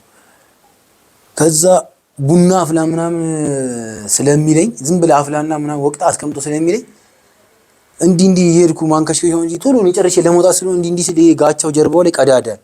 ለካ ተደፍቶ አገር ቡና ተከምሯል። ለካ ሲመጣ ቡናውን ሰብስቦ ሳህል ላይ አድርጎታል። ገባው። ከዛ የሆነ ባለሀብት አለ ገራዥ ያለው ምናምን መተው እነሱን ተቀምጧል ምናምን። ለእነሱ መጀመሪያ ነግሯቸው ፊታቸውን ክስክስ አድርገውብኛል። እንዲህ ያደረግ እንዲህ ያስቸገረ ምናምን ብሎ ነው እንዲህ ይረበሽ እንዲህ አምጥቼ ህይወቱን ቀይራለሁ ብዬ ሰው ልጅ ምናምን ብሎ ማለት። ከዛ መሸ። ሲመሽ ልክ ሐሙስ ዕለት ብድግ ብሎ መንፈስ ገባ ተባለና ፊት ለፊት ቁጭ ብሎ ብድግ ብሎ ዘሎ ጓዳ ውስጥ ገባ። ማጓራት ጀመረ። ከዛ መንፈስ ገባ ተባለ። በቃ ድምፁን ቀይሮታል። አንተ እኔ እንዲህ አደርግሃለሁ ብዬ ስጠብቅ እዚህ እንዲህ ትረብሻለህ፣ ቡናውን እንዲህ ደፍተህ ብሎ ቡናውን ዞፍ እያፈሰ ይበላል። የተደፋውን ቡና እስከ ዛሬ ይሄን እየቆላ እንዲህ እያበላሽ ምናምን። ከዛ አሁን ምንም አይደለም፣ ቀጥታ ወደ ዘርጋፊ ትሄዳለህ አለ። ወደ ዘርጋፊ ትሄዳለህ፣ ወደ እናትህ ማለት ነው። ወደ ዘርጋፊ ትሄዳለህ አለ። ወደ እናትህ ትሄዳለህ ካሁን በኋላ አለ። እሺ ወይኔ አሁን እዛ እሷም ትናደድብኛለች፣ የት ነው የምሄደው አልኩኝ። ከዛ ለሌሎች መፍረድ ሲጀምር ሱቅ ተልኬ ሲል በጣም አለቀሱ። በቃ ወይኔ የት ልሂድ፣ በቃ ወይኔ ግራ ገባኝ፣ እንደዚህ አድርጌ አሁን የት ነው የምሄደው አልኩኝ። ከዛ ግራ ገባኝ። ከዛ ከዘዋይ ልጆች እዚህ ምዕራብ ሆቴል ጋር ከምናለች ከሸማ ተራቃዩ ይነግዱ ስለነበር እነሱ ጋር በፊት ስለሚሄድ ስለማውቃቸው በቃ ስራ ያወጣው እንግዲህ ምንም ማድረግ አልችልም አልኩና እዛ ገባሁ። ይሄን ተውኩ። ግን እዚህ አሁን ቡና በማፍላት ነበር የምታገለግለው? አይደለም፣ ዝም ብለህ ቁላ ይለኛል። አቀራርቤ ሳይሆን ኖርማል ቁልቼ እንደዚህ ጭሱን አጭሰውና እዛ አስቀምጡ ምናምን ስለሚባል እኔ በቃ እንዲህ በራሴም የተነሳው እንዲህ ያፈላው እንዲህ ያደረኩ እዛ እንትኑ ጋር ሰዎች የሚሰግዱበት ጋር ሰው ሲገባ ቤተክርስቲያን እንደዚህ አይሰግድም። አዲስ አበባ ህዝብ ነው የሚገርመኝ ማለት ነው። ይሄን የሚያክል ስለሱ ነገር ንገረኝ እስቲ። አሁን ያንተ እንዳለ ሆኖ ሰው ጠንቋይ ቤት የሚመጣው ምን አይነት ሰው ነው? ነጋዴ ነው የሚበዛው? በትምህርቱ ላይ ነው ወይስ የተጣሉ ሰዎች የሆነ ለመበቃቀል የትኞቹ ይበዛሉ? አሁን እኔ ከማውቃቸው የሆነ ጊዜ እህትና ወንድም እዛ ሰፈር ላይ ሰው እንዳይሰማባቸው በሚስጥር እንድታስወርድ ይሁን እሷ ወደ ሌላ ሀገር እንድትሄድ እሱ እንዲልክላቸው ወደ አረብ ሀገር ይሁን አላውቅም። ወንድም እህቱን አስረግዞ እዛ ይሄን ለማስፈታት ይመጣሉ። ምን ይፈታል አሁን? እስቲ በቃ እሷን ወደ አረብ ሀገር ልኮ ድምጹን ለማጥፋት ይሄን ነገር ወሬ እንዳይወራባቸው ሰፈር ላይ ይሄንን ሰምቻለሁ። እዛውኝ አንድ ደግሞ ገራዥ ያለዋል። እሺ 3 ገራዥ ትከፍታለህ ምናምን ይሏል። ሁሌ ሲመጣ ባለሀብት ነው እሱም ለዚህ ለንብረት። ሌሎች ደግሞ በይበልጥ እዚህ ቡና ቤት የሚሰሩ ሴተኛ አዳሪዎች ይመጣሉ ለገበያ ምናምን። ስለዚህ ወንዱ እንዳለ ለዝሙት የሚነዳው በእነሱ ነው ማለት ነው። ከዛ ሎሚ ምናምን ይሰጣቸዋል። በብዛት የሚሰጣቸው ሎሚ ነው። ሎሚ ይሰጣቸዋል እንዲታሹት ሎሚ ይሰጣቸዋል። እቺን ያዛት እና ከረሜላ የማር ከረሜላ እሷን እንዲወረውርላል። እድለኛ ነው። እሷን ወሩሩልክ ያስክ በቃ ለነሱ እዛ ውስጥ ማለት ከበር እንደገባ ይሄን የሚያክል በተሰራው ይጋቸው አለ አይደል? እሱ አስግድ ብለህ ሰሳልም ነው የምትገባው እንደ ቤተ ክርስቲያን የሆነ የተቀመጠ ቃል በሩ ላይ ወይራ የሚጨስበት እንደ ይሄን የሚያክል ማለት ጣዖት ነው ማለት ነው። በቃ እሱን ተሳልመው ነው የሚገቡት ወደ ውስጥ። እንትን እንቁላል በዶሮ በልታ አትገባም፣ ለቅሶ ቤት ገብታ አትገባም። እዚህ ትምህርት ላይ ምንም ሰምቼዋለሁ። በቃ አራስ ቤት የገባ አይገባ። በቃ የሚያዝ ለቅሶ እንዳይሄዱ የሚከለከሉት አንዳንድ እናቶች ለቅሶ አልሄድም የሚሉት ጠንቋይ ቤት መሄድ ስለፈለጉ ነጭ ሽንኩርት የበላ አይገባም። በቃ ብቻ ታሪኩ ብዙ ነው። ከዛ እኔ ከዚህ ወጣው እዚህ ምዕራብ ጋር መጣው። ግን በትክክል ምክንያቱ ይሰራል። ነጭ ሽንኩርት የበላ ሰው ሲመጣ ያውቀዋል ነው ህጉ ነው። አንዷ የሆነ ጊዜ ገብታ ንጹህ ያልሆነ አለ ብሎ ጮኸ። ፔሬድ ንጹህ ያልሆነ አለ ምናምን ብሎ እንደ ቤተ መቅደስ ያደርገዋል። አውጪ ከቤቱ ውጪ ነው ተቀመጠ። ከዛ እዚህ ከመጣው በኋላ አሁን እኔ ወደ ሰውየው አንዳንድ የሚያደርገው ነገር ወደ ማመኑ ወስዶኛል። ገባ። ከዛ እዚህ ምዕራብ ጋር ከልጆች ጋር እያደርኩ አቡዬ ስራ ምን ያልቻልኩትም አልኩና እስቲ እንደሱ አይነት በፊት ትክክለኛ ነው ብሎ ሲናገርም ትክክል የሆነ ይገጣጠማል አንዳንዴ። እስቲ ቆይ ትክክለኛ ከሆነ አልኩና እዚህ አዲስ አበባ ደግሞ በራሴ አንድ ያስለክፉኛል። ምን በራሴ ጠንቋይ ቤት ፍለጋ ልትጠነቁል ነው ሌላ ጠንቋይ ቤት ፍለጋ ልትገባ ጓደኞች አሉኝ ወደ ኮተቤ ብሎ ሲያወራ እኔ ደግሞ በራሴ ልከፍት ያልኩት ወደ ኮተቤ ጓደኛ አሉኝ ብሎ ሲያወራ ስለሰማው ዝም ብዬ ኮተቤ ሄድኩ። የተባለበትን ቦታ እኔ ደግሞ አንዴ ሰማሁትን አረሳም። ወደ ሰማሁበት ቦታ ሲሄድ ማለት ነው በስማ እዚህም ጠንቋይ ቤት ኮተቤ አይተህ ከሆነ በጣም ብዙ ነው ያለው። ከዚህ ከመገናኛ ጀምሮ በወሰን መስመር ማለት ነው በጣም እስከ ካራ ድረስ ግራና ቀኝ በጣም እኔ ይገርመኛል። ብዙ ሰው ነው ኢንተርቪው አድርጌ እዛ ነበር ሄደው እዚህ ነበር ሄደው በስማ እና ደግሞ እዚህ ሀና ማርያም አሁን ከተማ የሆነ ሲመጣ ይወጥ ነው መሰለኝ ብራንች እንትን ነው መሰለኝ የሆነ ምግብ ቤት ስጋ ቤት እንትን እንደዛም አላቸው እኮ 3 ቅርንጫፍ እዛ እዚህ ምናምን። ከዛ የሆነ አንድ ቤት ነው ስገባ እንፈልገን አለኝ ሰውዬው ጋሽ የሉም እንዴ አልኩ። የሉም ማለት ለምን ፈልገናል? አይ እኔም እኮ እንትን ለብሷ ጀለ እኔም እኮ እንዳንተ ከአዳሚ ነበርኩ አልኩት ማለት አለ። አይ እኔም እኮ ለኖስንጋላ ምናምን እንደዚህ እኮ አውቃለሁ እኮ ሲያገለግል ምናምን ስለው ወዲያውችን ስም ስጠራ አባል ነህ እንዴ አለና ግባ አለኝ። ገባው። ከዛ እሱ ደግሞ ወንበር ላይ ቁጭ ብሏል። እዛች የሰማዋትን እዚህ ያገኘዋት ጭራ ይዟል። ካባ ለብሷል። ግራኝን የገባው ተብሎ ጠቋር ማለት ነው። ራሱ ነው በቃ አንድ አይነት ግን ይሄ በወንበር ነው የምትቀመጠው። ይሄ ኖርማል እንደ ቢሮ የለም። በወንበር ተቀምጠ ግርን አጥፈ ነው የሚነገር። እንደዚህ ለመጀመሪያ ጊዜ ሌላ ሁለተኛ ጠንቋይ ጋር ስትሄድ አገኘሁት ማለት ነው። ግን በትክክል ቆይ እስቲ ታመጣዋለህ። እዚህ ጋር እንቀጥለዋለን። በትክክል ሰውየው ጠንቁሎ ችግር የደረሰባቸው ወይም ደግሞ መፍትሄ የሰጣቸው ሰዎች አሉ እዛ ያለው? ጭራሽ ምንም መፍትሄ አይደለም። ጭራሽ አሽቆልቁሎ ያበደውላን ያለው አይደል? ምንም መፍትሄ የለውም። ጭራሽ እምልህ ሰይጣኑ ትክክል አለ ላዩ ላይ የሆነ የሚናገራቸው ነገሮች አንዳንዴ ትክክል ይሆናሉ። ከዛ ውጪ ግን ምንም የተሳካለት ሰውም የለም። የሚፎግር ስላለ ነው አንዳንዶቹ። ጭራሽ ንብረቱ ሙሉ የጠፋበት ነው ያለው። ይሄ መጀመሪያ በነገራችን ላይ አናጺ ነበር አሉ። ኦኬ ቅይስ ብሎ ነው የእናቴ አባቴ ከራማ ነው ብሎ ነው አሉ። ዛፍ ሊወጣል ይላል። ዛፍ ሊወጣ ያስወጣዋል አሉ። ከዛ የሆነ ሰዓት ተሹሞለት መጣሉ። ፈረቀሳ ሄዶ ተሹሞለት በአባቶች ተሹሞለት መጣሉ። በእነሱ ስርዓት ማለት ነው። እና ይገዛል መሰለኝ ደግሞ የሆነ ትዋረሳል መሰለኝ ሄደ። እንደዛም ሁሉ አድርጎ ነው የመጣውና ከዛ እዛኛው ስገባ እዚህ ኮተቢያ ከየት ነው የመጣው አለኝ። መጀመሪያ ነው የተጠየቁት ስገባ። የሀገር ሰው ነው ትልልቅ ሰው ያለው። እኛ እንጠይቅ እያሉ ወረፋ የጠበቁ ናቸው። ተነሳውና ሰላም ነው አውቃለሁ። የት ነው የምታውቀኝ አለኝ። ግራኝ አይደለ እንደዚህ ነበርኩ። ያው አጋጣሚ እዚህ ለስራ መጥቼ ነው። እዛ ረብሼ በፋውል በምናምን ተጣልተን ከሰውየው ጋር እንደወጣን ያውቃል። የሚያውቅ ቢሆን ይነግረኝ ነበር። ጭራሽ እንደማያውቅ ነው ያወቅኩት። በቃ እንግዲህ አሁን ምን ምልህ ነገር የለም። 7 ቀን አቦ ጸበል ተጠምቀን አለኝ። እንዴ አቦ ጸበል? 7 ቀን የአቦ ጸበል ተጠምቀን አለኝ። በሰባተኛው ቀን ስትመጣ ስራም ፈልግልሃለሁ። እስከዛ ጊዜ ድረስ ስራም ስለሌለኝ ማለት እንደዚህ ያለው ለምን ይመስልሃል? አሁን በዛ በቃ አልቻለም፣ አላወቅም። ወዲያው በቃ እኔ ወዲያው አነቀቼበታል። ቢችል ኖሮ እዛ ታዲያ ተጣልተህ እንደዚህ አድርገህ አይደል የመጣው? አሁን ደግሞ ለምን እኛ ጋር ተመጣጣ ሄደ? እሱን ራሱ ይቅርታ ጠይቀው ነበር የሚለው። ሌሎች እንደዚህ ነበር የሚለው። ግን ደግሞ እኔ አሁን ስረዳ አቦ ተጠምቀህና ያለበት ዋናው ትልቁ ምክንያት እንዳለ ሆኖ አንተ ያልከው እንዳለ ሆኖ ምንድነው የሚያደርገው? ቼክ የሚያደርገው ሄደህ ጸበል ስትጠመቅ ከጮኸ ለሱ ተገዢ የሆኑ መናፍስቶች አይደሉም ማለት ነው። አየህ አንተ ጸበል ስትጠመቅ አቦ ጸበል ስትጠመቅ ላይ ያለው መንፈስ ካልጮኸ ዝም ብለህ ግግም ብለህ ከመጣ ቻይ ነው ማለት ነው። በደንብ እንድታገለግሉ ይፈልጋል ማለት ነው።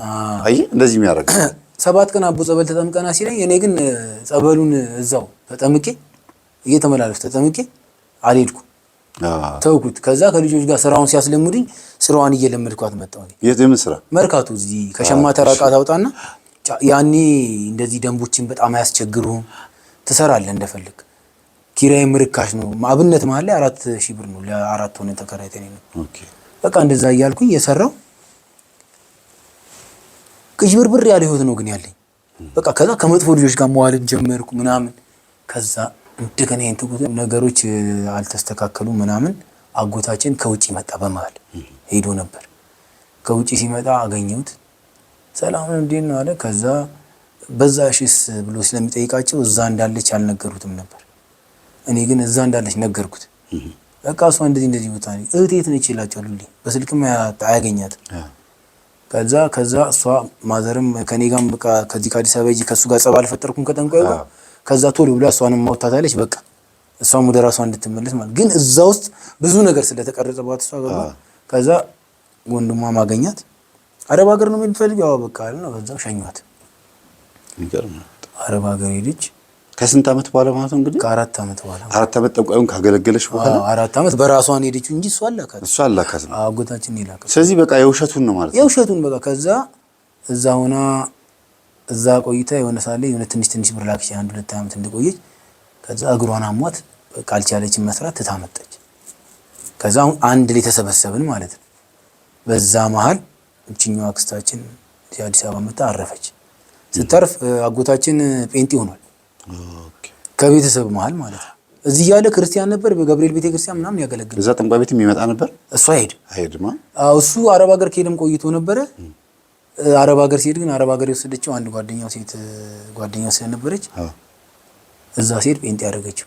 የሆነ ጊዜ ታስታውስ ከሆነ ግርማ ወልደ ጊዮርጊስ ፕሬዝዳንቱ እያሉ አረብ ሀገር ውስጥ ጴንጤ ሲሰብኩ ሙስሊሞችን ተይዘው ሊገደሉ የነበሩ ከዛ እሳቸው ያስፈቷቸው ከነሱ ማለት እሱ አንዱ ነው። ኦኬ እሺ። እና እሱ ጴንጤ ሆኖ መጣ። እሱም የተወሰነ እዚህ አዲስ አበባ አሳድጎኝ ነበር። በቃ እያዩ የሚያድጉት ነገር ጥሩ ስላልነበረ ልክ ይህን ሆኖ ነገሮች አብቅተው እቻኛዋ አክስታችንን ሞታ ከዛ ማዘር ወደ ራሷ መመለስ ጀመረ። ሄዳ ንስሐ ገብታ እዚህ ዝዋይ ባጫሉ ጊዜ አሁን ረብሻን ነበር። ቤት ተሸጠ፣ በትንሽ ብር ተሸጠ። እዚህ መጣች። የሆነ ብር ደግሞ የሆነ ቤት እዚህ የነበራቸውን ሸጡ። እሷ ወንድሜ አጎቴ ልጅ የሚደርሳቸው ተሰጥቷቸው እዚህ ኮንዶሚኒየም ገዛች ማለት ነው። አሁን እሷ እዚህ እየኖረች ንስሐ ጎሮ ወይናምባ ማርያም ወሰዱ።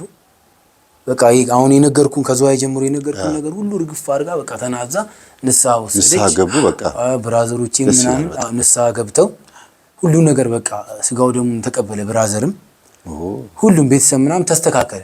እንደዛም ሆኖ ግን እኔ ዳር ላይ ነበርኩ ገና። አዎ እንደ ብዙ ባይዘው ሰውየው ውሸታም ቢሆንም ጠንቋዩ መንፈሱ እንዲጠነቁ ላይፈልገው ይችላል። እሱ ላይ ሆኖ መፍረድ ላይፈልግ ይችላል። ሰውየው በግድ ሰውየው በግድ ልፍረድ ይላል እንጂ ላይፈልግ። አንዳንድ ዛሮች በጣም ብዙ ኢንተርቪው ያደረኳቸው ሰዎች ሲነግሩኝ ሞክሬ ነበር ይላሉ። አንድ እናት እንዲያውም ጫሊ ያስጣልኳቸውና እኔ ላይ ሆነ ፍረድ እባክህ ብዬ ስለምነው ዞር በይ ካንቺ ጋር አልፈርድም አንቺ ትከጂኛለሽ ይላቸው ነው። በዛሬ እንደሚቆርቡ እንደሚያመልጡት ያውቅ ነበር። ይሄንን ራሱ የሚገርም በጣም ብዙ ቦታ ላይ ይሄንን ራሱ የሚገርም ወደ ላይ ይተክለዋል እንደ ድንጋይ ያሉ እቺ ሴቷ ራይሏ መንፈስ የምትባለው ኮላሽ እያሱ እነሱ የሚሏት እንዲህ ትክክል ታደርገዋለች አሉ። ጭፈራ ቤት እንደዚህ ማጠጥ ቤት ሄዶ ድንገት ሙዚቃ ከተከፈተ እንዴት እንደሚደን እስክስታዋሉ በጣም በቃ የሚገርም ነው አሉ። እሱ አይደለም ግን በዛ ሰዓት ይቀየራል። ከዛ ውልቅ ብሎ ወጥቶ እየሮጠ በቃ ቤት ነው አሉ ወጥቶ የሚገባው። ከዛ ትክክል አድርጎ እገለዋለሁ ምናምን ታስብሎ እንዲጨፍር አይፈልግም። አትፈልግም፣ ውጪ እንዲወጣ አይፈልግም። ስለዚህ አግብተዋለች፣ ባሏ ነው። መዶሻ እንኳን አንስቶ እንደዚህ በእሷ በምትካደምበት ቀን ስራ አይሰራም።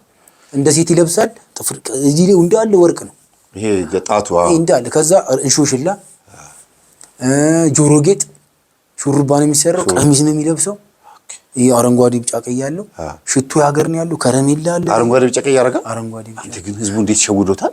ከረሜላ እዚህ ጋር አለ ምናምን በቃ ሙጬም አለ ማለት ነው። ብዙ አይነት ነው ያለው። ሙጬ እንደ ህፃን ይባላል። አዳል ሶማሌ ምናምን ይባላል። አዳል ሙቲ ምናምን ብዙ ነው ያለው እሱ ጋር። ስለዚህ ሰውየው ራሄሎ መንፈስ ስላገባቸው ዋና እነሱ ናቸው። ተኮላሽ እያሱም ደግሞ አያቷም ስላለች አብራ የራሄሎ አያት የምትባል ነች። እንግዲህ በመንፈስ ቋንቋ አብራም ስላለች ሰውየው ከመንፈሱ ከሷ ውጪ ሌላ ሴት እንዲቀርብ አትፈልግም። በቃ ከሚስቱና እሱ ብቻ በቃ እኮ የሚስቱማ ካዳሚ ናት። ካዳሚ ስለሆነች እላው ላይ ሰፍራለች። እንደዛ ነው የሚያደርጉት። ምናልባትም የሚስቱ የቅናት መንፈስም ሊሆን ይችላል እኮ ሄዶ ሲጨፍር ይጣላሉ እኮ። ለምን ወጣ ትላለች። ራሄሎ እንዲያውም ሚስቱ ላይ ሆና ነው የምትሰራው። ሲያጠፋ በጣም ኃይለኛ ነች፣ ይፈራታል። ከዛ እንደዛ ያደርጓል። ከዛ ወደ አዲስ አበባ መጣውና እነሱ ተስተካክለው ምናምን እዚህ አዲስ አበባ እየኖሩ ነው ቤተሰብ ማለት። ከዛ አንዲት ልጅ ተዋወቅኩኝ። እሺ አሁን ወደዚህ በቃ ወደ ዋናው ርዕስ መመጣው ማለት ነው። አዲስ አበባ ላይ አንዲት ልጅ ተዋወቅኩኝ 2007 ላይ ማለት ነው። እሺ ከዛ ተዋውቀን እንደዚህ በጓደኝነት እንዲያለ አጋጣሚ በመሀል አረገዘች። እሺ የዛ ሰዓት እኔ ወደ መንፈሳዊትም አልገባውም ገና። ግን ከመጥፎ ልጆች ጋር ነው እቃቸውን እቀበላለሁ፣ እሸጣለሁ። የተሰረቀም ሲያመጡ እሸጣለሁ። ብር ስለማገኝ ምንም አይመስለኝም ከመብላት ከመጠጣት ውጪ። የመሃል መርካቶ ልጅ ነው በቃ። በቃ መርካቶ ነው ሙሉ። ከዛ ከሷ ጋር ተግባባን። ጓደኛውን አረገዝኩ ስትለኝ ድንግጥ አልኩ፣ ግን ደስም ብሎኛል። ማዘር አረ ከአንዳችሁ እንኳን በቃ ወለዱና አምጡ ትላለች። ከዛ ለማዘር ነገርኳት። ወደዚህ ወደ አዲስ አበባ ከመምጣቷ በፊት ልትመጣ የሆኑ 1 አመት ምናምን ሲቀራት ገና ወደዚህ አልመጣችም ልጅቷ፣ እዚህ ያረገዘች። ነገርኳት ደውዬ። ምን ችግር አለው ታዲያ? አረ ይሁና ይዛትና። ከዛ ተገናኘን፣ አወራን። ግን ነግሬሽ አልነበረ እንደዚህ ጊዜው ገና ነው ብዬሽ ነበር፣ ግን ሆኗል አንዴ። በቃ ችግር የለውም። አሁን ምን ማሰብ ጀመረ ጭንቅላቴ። አሁን አርፌ መኖር ነው ያለብኝ። ከዚህ በኋላ ከመጥፎ ህይወት መውጣት ነው ያለብኝ። ስቃይ ቢበዛብኝም ስራን በሞከር አይሳካልኝም፣ ነገር ይከርብኛል።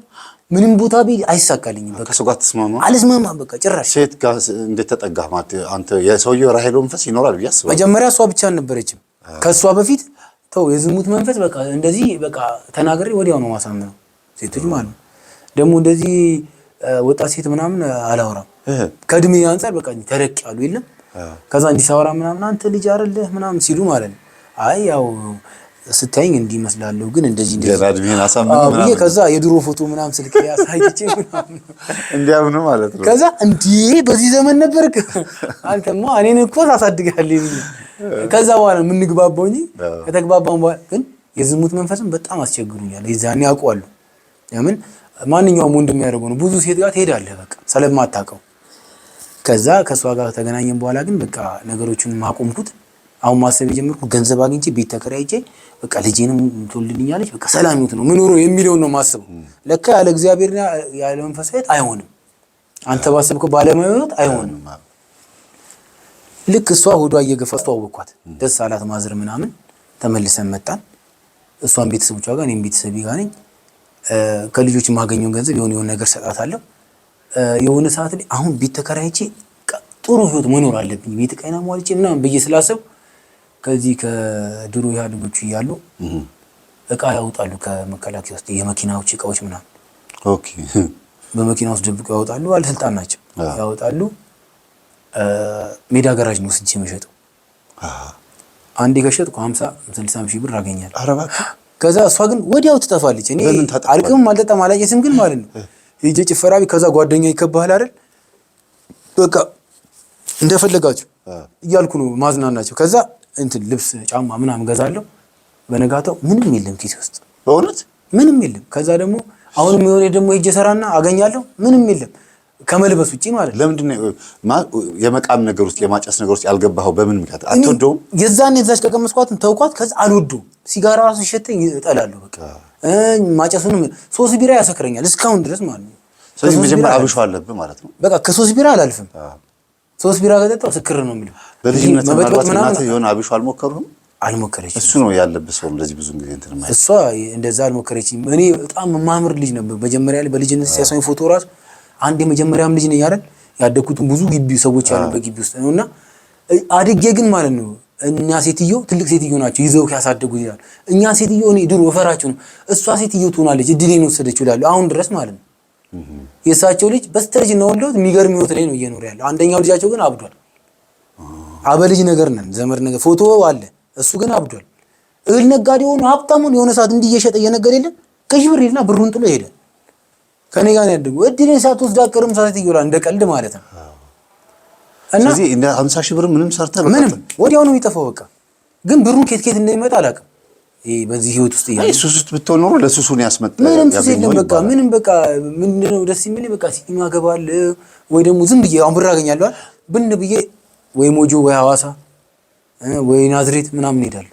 ሰውየው ምናልባት ረግሞ ይሆን ወይም ጥላዋጊ ወይም የሆነ ነገር የዛ የመጀመሪያ የረበሽኩ ቀን እንደዛ ላይ አድርጎኛል ብዬ ነው የታሰርኩ ጊዜ ራሱ ድንዝዝ ብዬ አሁላ ልጅ እየሮጠ ድንዝዝ ያልኩት ያበሉኝ ነገር አለ።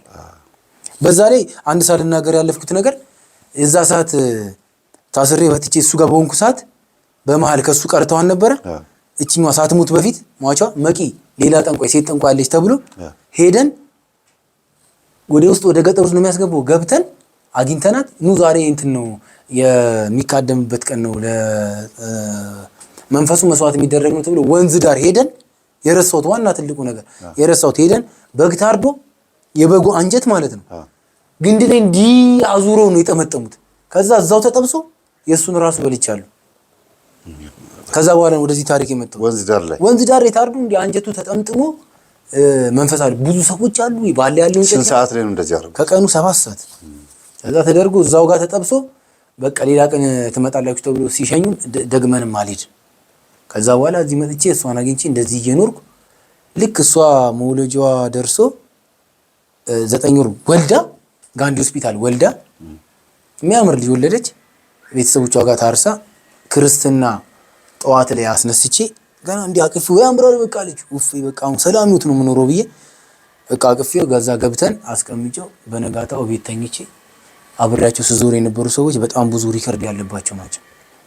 በዚህ ሰዓት ግማሾቹ ዝዋይ ማረሚያ ቤት ግማሾቹ ቃሊቲ ማረሚያ ቤት ነው ያሉት ማለት አዎ እድሜና ከእድሜ እስከ 25 ዓመት የተፈረደበት ምን አድርገው ነው?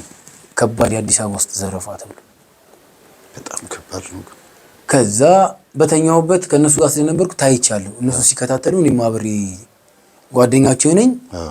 ምንድነው ፖሊስ የሚያስበው አብሯቸው ነበር ሁሉን ስራ የሰራው ይሄ ግን ራሱን እየጠበቀ ደብቆ ራሱን የኖረ ሰው ነው ብለው ነው። ግን እኔ አንድ ቀን ነው የማውቃቸው። በቤት በተኛውበት ተያዝኩ ክርስትና እንዳስነሳሁት። በዛ ላይ እዚህ ያለንበት ግቢ ሳር ቤቱ የነበርንበት ግቢ የቀበሌ ቤት ይዞብናል። ከቤታችን ውጪ ቀበሌ ያዘው ቤት አለ። ሴትዮዋ በጣም ነገረኛ ናቸው። የወንድሞቼ አሁን ላይ ማለት የወንድሞቼ ልብስ ስልክ ምናምን ብር ምናምን እያለ ቲቪ እያለ በር ተከፍቶ ለሊት ላይ የውስጥ ሱሪ ያለ የሁለቱ የውስጥ ሱሪ ተወስዶ ተደገመበታል። ምን እንድትሆኑ ነው? ከግቢው አብራን ከረት ለቀን እንድትወጡ አይፈልጉም። አሁን ላይ በቅርብ ማለት። ስለዚህ አሁን አልቻለም፣ ልትወጡ አልቻላችሁ? ከዛ እነሱ የኔ ነገሩኝ እዛ ሆኜ ነው እስር ቤት ሆኜ ነው ልጁን ክርስትና እንዳስነሳ በነጋታውን የታሰርኩ። በጣም ነው ያለቀስኩት። በቃ መኖር ልጅንም አላሳደኩም። በጣም በቃ መኖር ነው ያስጠላኝ። በቃ እዛ ስንት ዓመት ታሰርክ? ልጁን ልክ ክርስትና አስነስቼው እንደገባው እዚህ አራዳ ፍርድ ቤት ነው 6 ዓመት ተፈረደብኝ። መጀመሪያ የነበረብኝ 8 ክስ ነው። 871 ይባላል። አንዱ 71 እስከ 10 ዓመት የሚያስፈርድ ማለት ነው። 7ቱን ክስ ስከታተል 3 ፍርድ ቤት ነው። ልደታ፣ ከፍተኛ፣ አራዳ። የአራዳውን 6 ዓመት ተፈረደብኝ። የሚገርመው በቃ እዛ ማረሚያ ቤት ውስጥ የሙስሊም ቤተክርስቲያን አለ፣ የሙስሊም መስጊድ አለ፣ የፕሮቴስታንት ቸርች አለ፣ የኦርቶዶክስ ቤተክርስቲያን አለ። ያው እንደ አንተ ስታስተምር ታውቃለህ። ከዛች ጊዜ ጀምሮ እግዚአብሔር በህይወት ውስጥ መጣ። በቃ እግዚአብሔርን ማወቅ የቻልኩት መጽሐፍ ቅዱሶችን አንዳንድ መላእክቶችን ማወቅ የጀመርኩት ከዛ ሰዓት ጀምሮ። አሁን ወንጀል ሰርቻለሁ፣ ጥፋተኛ ነኝ፣ እግዚአብሔር ይቅር በለኝ። በዚህ ሁሉ ክስ ግን አታስቀጠኝ፣ ልጄን ላሳድግ ወጥቻለሁ። ክርስትና አስነስቼው ነው የገባሁት። በቃ እሷ ደግሞ እዛ መምጣት አትችልም። አንዴ 2 ዓመት ታለኛለች። ከዛ በኋላ ግን ሁሌ በብረት ፍርግርግ ውስጥ የማስታውሰው በቃ የልጁን ፊት ብቻ ነው። ሲያለቅስ አስታውሳለሁ። እችን ጣት የሰጥችው እንዲህ ሲጠባ በቃ እሱን ብቻ ስለማይ ማለት እያለቀስኩ በቃ በዛ ላይ ጠያቂ ማሳየትም አትችልም። 2 ጊዜ አመታ ካሳየች በኋላ በቃ አቃታት። እሷን በጣም ቤተሰብ ላይ ነበረች በሰዓቱ ሚረዳትም ደግሞ መረዳናት የሚባል ማለት ነው። ያው የሆነ በፈሰስ በምናምን ነው እንጂ ልጅቷም ደግሞ አትናገርም። በጣም ይዋለኝ ምንም በደል ቢደርስባት አትናገርም። እዛ ውስጥ ሆኜ 8 ክስ 3 ፍርድ ቤት ነው ብያለሁ። አንዱን የልደታው ለቅዱስ ሚካኤል ተሳልኩ። ኃጢአተኛ ነኝ፣ በደለኛ ነኝ፣ ግን አንተ ይቅር በለኝ፣ እነዚህን ክሶች አዘጋልኛል። የከፍተኛው ለገብርኤል፣ የአራዳው ለአርሴማ ሰጠው። ጥላ ይዤ እመጣለሁ ብዬ ማለት እዛ ውስጥ መንፈሳዊ ህይወቴን እያስተካከልኩ ነው።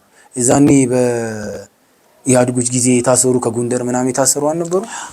እነሱ ናቸው መዝሙረ ዳዊት እስኪ ድረስ እንደሚጸልይ መዝሙረ ዳዊት እስኪ ድረስ እንደሚጸልይና ውዳሴ ማርያም መልኮች ድርሳኖች ያሳዩኝ እነሱ ናቸው። ከዛ አንዱ ሲወጣ እንደውም ስንት ዓመት የቆየ መዝሙረ ዳዊት ይኸው ይዤ ወጥቼዋለሁ። መጽሐፍ ቅዱስ ሸልሞኛል። በቃ በዚህ ነፃ ሲባሉ በዚህ ጸልይ በቃ እግዚአብሔር ያስፈታ ብሎኝ ሄደ። ታሪኬን ነገር ያዝን ነበር። ልጄ እኮ ነው የሚናፍቀኝ ይለዋል እዛ ውስጥ ሆኜ።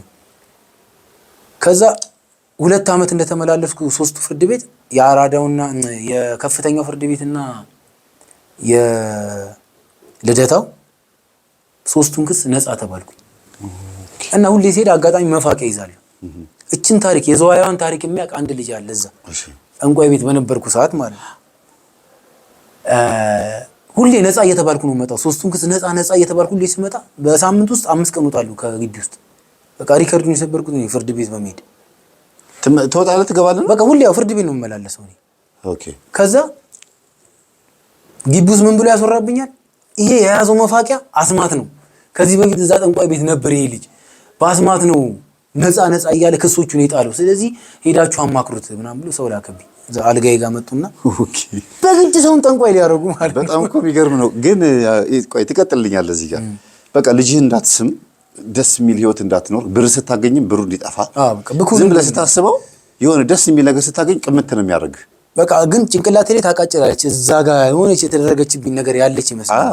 አንደኛ ጫት ተፍቶ ምናምን የተሰጠኝ ነገር ነበር እሱ ጋር እያለሁ። ሰውየው ምንም እንኳን እንድታገለግለውና ችግር የለውም ትችላለህ ቢልህም ግን ውስጥ የሆነች ነገር አለ። የተቆጣህ መንፈስ አለ። አዎ አለ። የተናደደብህ መንፈስ አለ። ባይኖርም ማኖሩ እንደዛ ባንዲ ከዛ ጓደኞች መጡ አልጋዬ ቦታ ጋር መጡና አንድ ልጅ ነውና እስከ እድሜ ነው የሚፈረድበት። ከዛ መጣና ሰላም ነው ዞላ ሰላም እንዴ መጀመሪያ ያሉትሩ ምግብ ጥየቃ ላይ እሑድ ቀን ምግብ መጥቶ እንብላ አለኝ። እንዴ ምን ነው ዛሬ ምን ተገኘ? ዛሬ አልጋዬ ጋር መጣችሁ? እኔ ሽሮዬ እንደያሴን ነው የምበለው። ለምን ትመጣላችሁ? አይ ላዋራው። እሺ በላው ምናምን እንደው ልለምን እንደው በአንድ በሚመጣ ዘመድ ያው አንተ በመፋቂያ ነው አሉ አሰርተ ነፃ የተባልኩ በጣም ነው የሳኩት። ኧረ አንተ በእናትህ ይኸውልህ ታያለህ መጽሐፍ ቅዱስ ድሮማ ነበር እኮ አውቀዋለሁ፣ ግን መጽሐፍ ቅዱስ አየህ እግዚአብሔርን ስለመናፍስት አላውቅም። በሰዓቱ ስለመናፍስት ሴራ ምናምን አላውቅም። ይኸውልህ ይሄ መጽሐፍ ቅዱስ ነው ማነው እኔ ተስዬ እኮ ነው እግዚአብሔር እኮ እኔን ክስ ጣለልኝ። ኧረ ተው አትዋሽ በእናትህ እከፍላለሁ ብር አለ።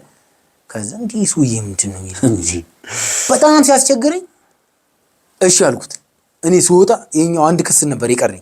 አሁን የመጨረሻ ክስ ይችላል 6 ዓመት ልተፈረድ በዚህ ነፃ ከተባልኩ ወጥቼ እኔ ራሴ አሰርቼ ልመጣለሁ ብር ታመጣለህ አልኩ። ብር አለው ሰውዬው ውስጥ ማለት ነውና አስቸገረኛ። ዝም ብዬ ወጥቼ መፋቂያ ከሚሸጥ ሰው ላይ እንካ ብዬ ከዛ ጸሎት አድርግለዋለሁ ነበር ብዬ አሰብኩ። ጸሎት አድርግበት ግን ጸሎት አድርግበት ብለዋል ብዬ ቤተክርስቲያን እንዲገባ ላደርገው ነበር በዘዴ ማለት ነው። ከዛ እኔም የዛን ቀይሮሃል መጽሐፍ ቅዱስ አንተ እኔ ተቀይራለሁ። በቃ ጭራሽ እሰግዳለሁ። ጾሞቹ እዛ ያሉት እንዳለ ጾሚያቸዋል።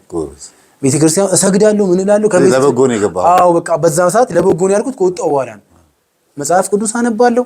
ላይብረሪ ነው የምውለው እና በቃ የሚገርም ህይወት ነው ያለኝ። እጽፋለሁ እዛ ውስጥ ሆኜ ምናምን። ከዛ ፍርድ ቤት በነጋታው ስቀር በቃ ነፃ አባላለሁ ብዬ ስላሰብኩኝ ልብሴ ምናምን ተሻምቶ ለመውሰድ ያለኝን ዕቃ ምናምን አሰብስፉን ብዙ ሰው አለ ያው ጠያቂም የሌለው ስላለ ማለት። ከዛ ፍርድ ቤት ሄጄ ስመጣ 6 ዓመት ተፈርዶባል። 6 ዓመት አለኝ ዳኛው። አይ ምንም አይደለም አልኩኝ። ለምንድን ነው እንደዚህ ያልኩት? ሌሎቹ 20 ዓመት 30 ዓመት የተፈረደበት አለ። የኔ ምንም ማለት አይደል በቃ ይሄን ታስሬ እወጣለሁ ምንም ማድረግ አልችልም ብዬ ከዛ መጣው። እንዴት ነው 6 ዓመት እኮ ተፈረደ እና ቀጠሮ ይዛሉ። ለምን ብዙ በቀጠሮ 6 ዓመት የሚታሰራል ላይ በቀጠሮ የሚረሳም ማለት ሞቶ የሚወጣም ማለት ሬሳው እኮ መፈቻ ካመጣለ ሬሳ ራሱ አይወጣም። ከዛ በቃ አይዞ ምናምን አረ ችግር የለውም በቃ የኔ አሁን ቀላል ሆነ ማለት። ከዛ እዛ እየመጣች 2-3 ልጁን አሳይታኝ ነበር። ከዛ አነሱኝና አባ ሳሙኤል እዚህ ወደ አባ ሳሙኤል ወደ ቱሉ ዲምቱ ሜጃ አዲስ ማረሚያ ቤት ሰማይ ብቻ ነው የምትይው እዛ አስገቡኝ። ጊዜው ኮሮና ነበር። ከሰው አትገናኝም፣ ሰው አይጠይቅህም። በቃ ሙሉ ቤተክርስቲያን ነው የሚሰጡን አንድ ዳቦ ነው። በዛ ላይ በጣም በቃ በበሽታው ወንትር ስለነበረ መድኃኒዓለም ቅዝቃዜው ልነግርህ አልችልም። አሁን በቃ መጨረሻ እንዲህ ነው አልኩኝ። አይ በቃ ሁሌ የሚናፍቀኝ ልጄ ነው። በቃ እዛች ውስጥ ትንሽ ስልክ ስላለ እንዲህ እየደወልኩ ምናምን አወራ ነበር። እሱም ቀረ። ስልክ ይቻላል እንዴ? ስልክ አጋጣሚ የሆነ በድብቅ አንድ ልጅ አስገብቶ ግን ተያዘበት። ፍተሻ ላይ የተያዘውም ዳቦ ውስጥ ነው። እንዲህ ዳቦ ውስጥ ከተሆነ ቁጭ ታደርጓል። ፍተሻ ሲመጡ የማይገለባብጡት ነገር ስለሌለ ዳቦ አይፈተሽም። ከብዙ ዳቦ ጋር ተቀምጦ የሚያውቁ ፖሊሶች ስላሉ የሚያስገቡ ራሳቸው ያስገባው ራሱ ተወሰደ። ከዛ እሱም ተቋረጠ። አባ ሳሙኤል ወደ 3 ወር እንደታሰርኩ ደግሞ ብድግ አድርገው መልሰው እዛ ሲወስዱኝ ደግሞ ትዝ ብሎ ያቃጨለኝ ይሄው እሱ ከማረሚያ ቤቱ እንዴት ልበል ከዚህ እነ ደራርቱ ህንጻ የለም የሱ ቤት እንደዛ ነው። ማረሚያ ቤቱ እዚህ ጋር አጠገባ መተ ደግሞ አሳስርከኝ አልኩት። ይሁቲን ይሱዬ በቃ አይፋታኝ ልታሰር አልኩ። በቃ ወይኔ አልኩ። ከዛ እዛም እየጸለይኩ ምን እያልኩ ይግባኝ ጻፍ አሉኝ። ይግባኝም ጸና። ካልጋ ያልነሳም ቤተክርስቲያን ገባለሁ፣ እጸልያለሁ፣ ሰግዳለሁ። ስለዚህ 3ቱን ተስያለሁ። ቅዱስ ሚካኤል፣ ቅዱስ ገብርኤልም ሰማዕቱ አርሴማም ሌላው 3 ክስ ነበር። 2ቱን ጥላልኝ በአንዱ ነው የተፈረደብኝ። በቃ ይሄ እግዚአብሔር እቺን ተቀጣባት። ያጫሉ ጊዜ ረብሻ ማን ነበረ? ውጪ በሆኑሮ ከነዛ ዱርዮች ጋር በሆኑሮ ወይ የሆነ ነገር ሳደርግ ወይ ሞቶ ይሆናል ወይ ደግሞ ደም ከልብ ይሆናል። ለምን ቤተሰብ ራሱ ምን አለ ለበጎ ነው እዛ መሆኑ። እዚህ ቢሆን ከነዛ ጋር ቢሆን የሆነ ነገር ሆነ ነበር። ያን ሁሉ ነገር አሳለፈኝ እግዚአብሔር።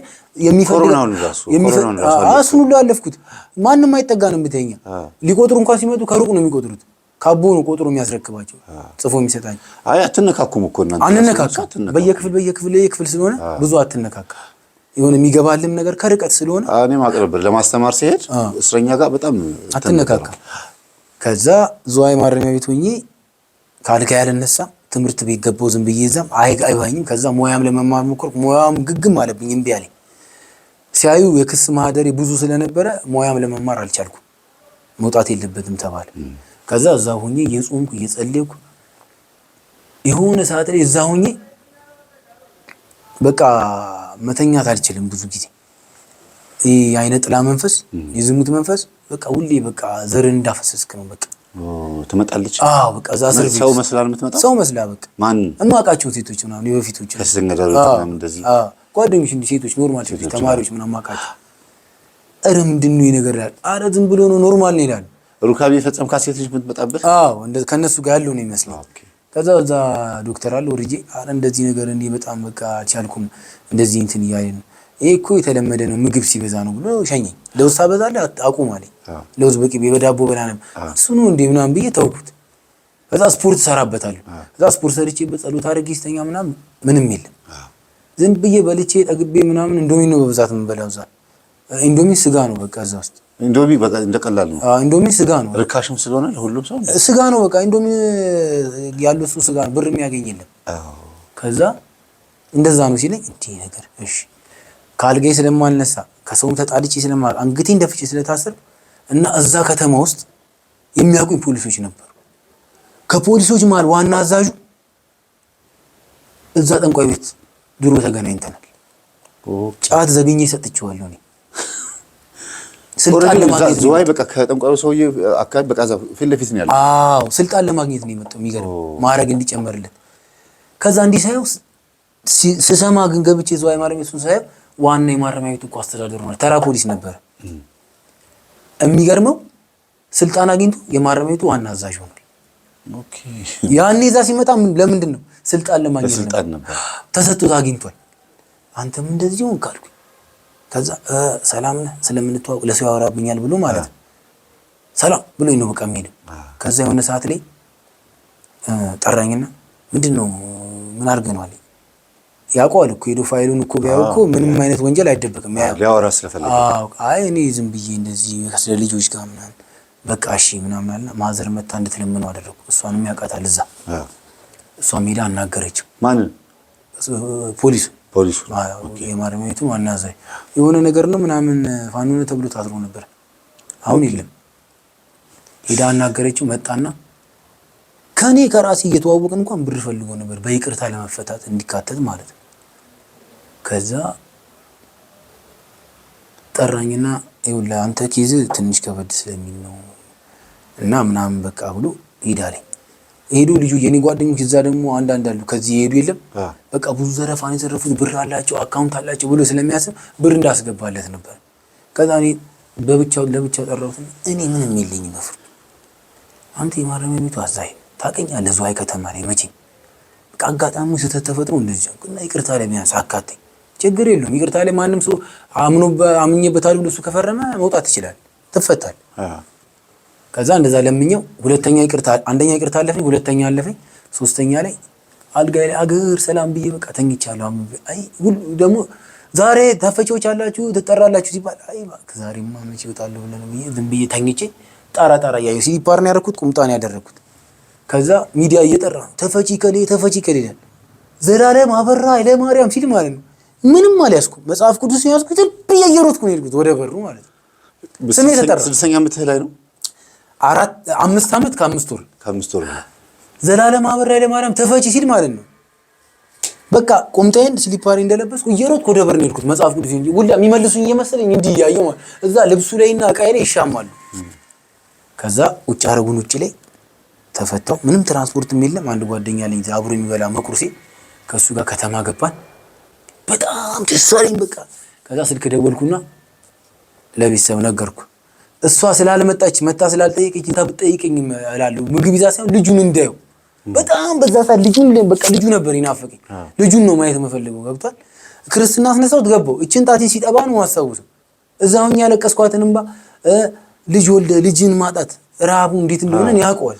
ይሄን ነው ማድረግ የሚፈልገው በቃ በጣም ተሰቃይቻለሁ። በቃ ስወጣ እኮ እንደ ባዳ እኮ ነው የተገናኘነው እኮ አልቅሻለሁ እኮ መንገድ ላይ። ከዛ ደወልኩለት ለቤት ደወልኩለት ለብራዘር እና በቃ እንዲህ ቤቱ እዚህ ያለው ሽጦ ምናምን ገዝተዋል እዚህ እዛውንም እንትን ብለው እዚህ ስለገዙ በምልክት ሲነግሩኝ እኔ አላውቀውም ጠፍቶብኛል። ቆይቻለሁ 5 ዓመት ዞረብኝ። ሜክሲኮ ድሮ ማውቀው ይሄ አሁን ይሄ ከተማው ተሰራ አይደል?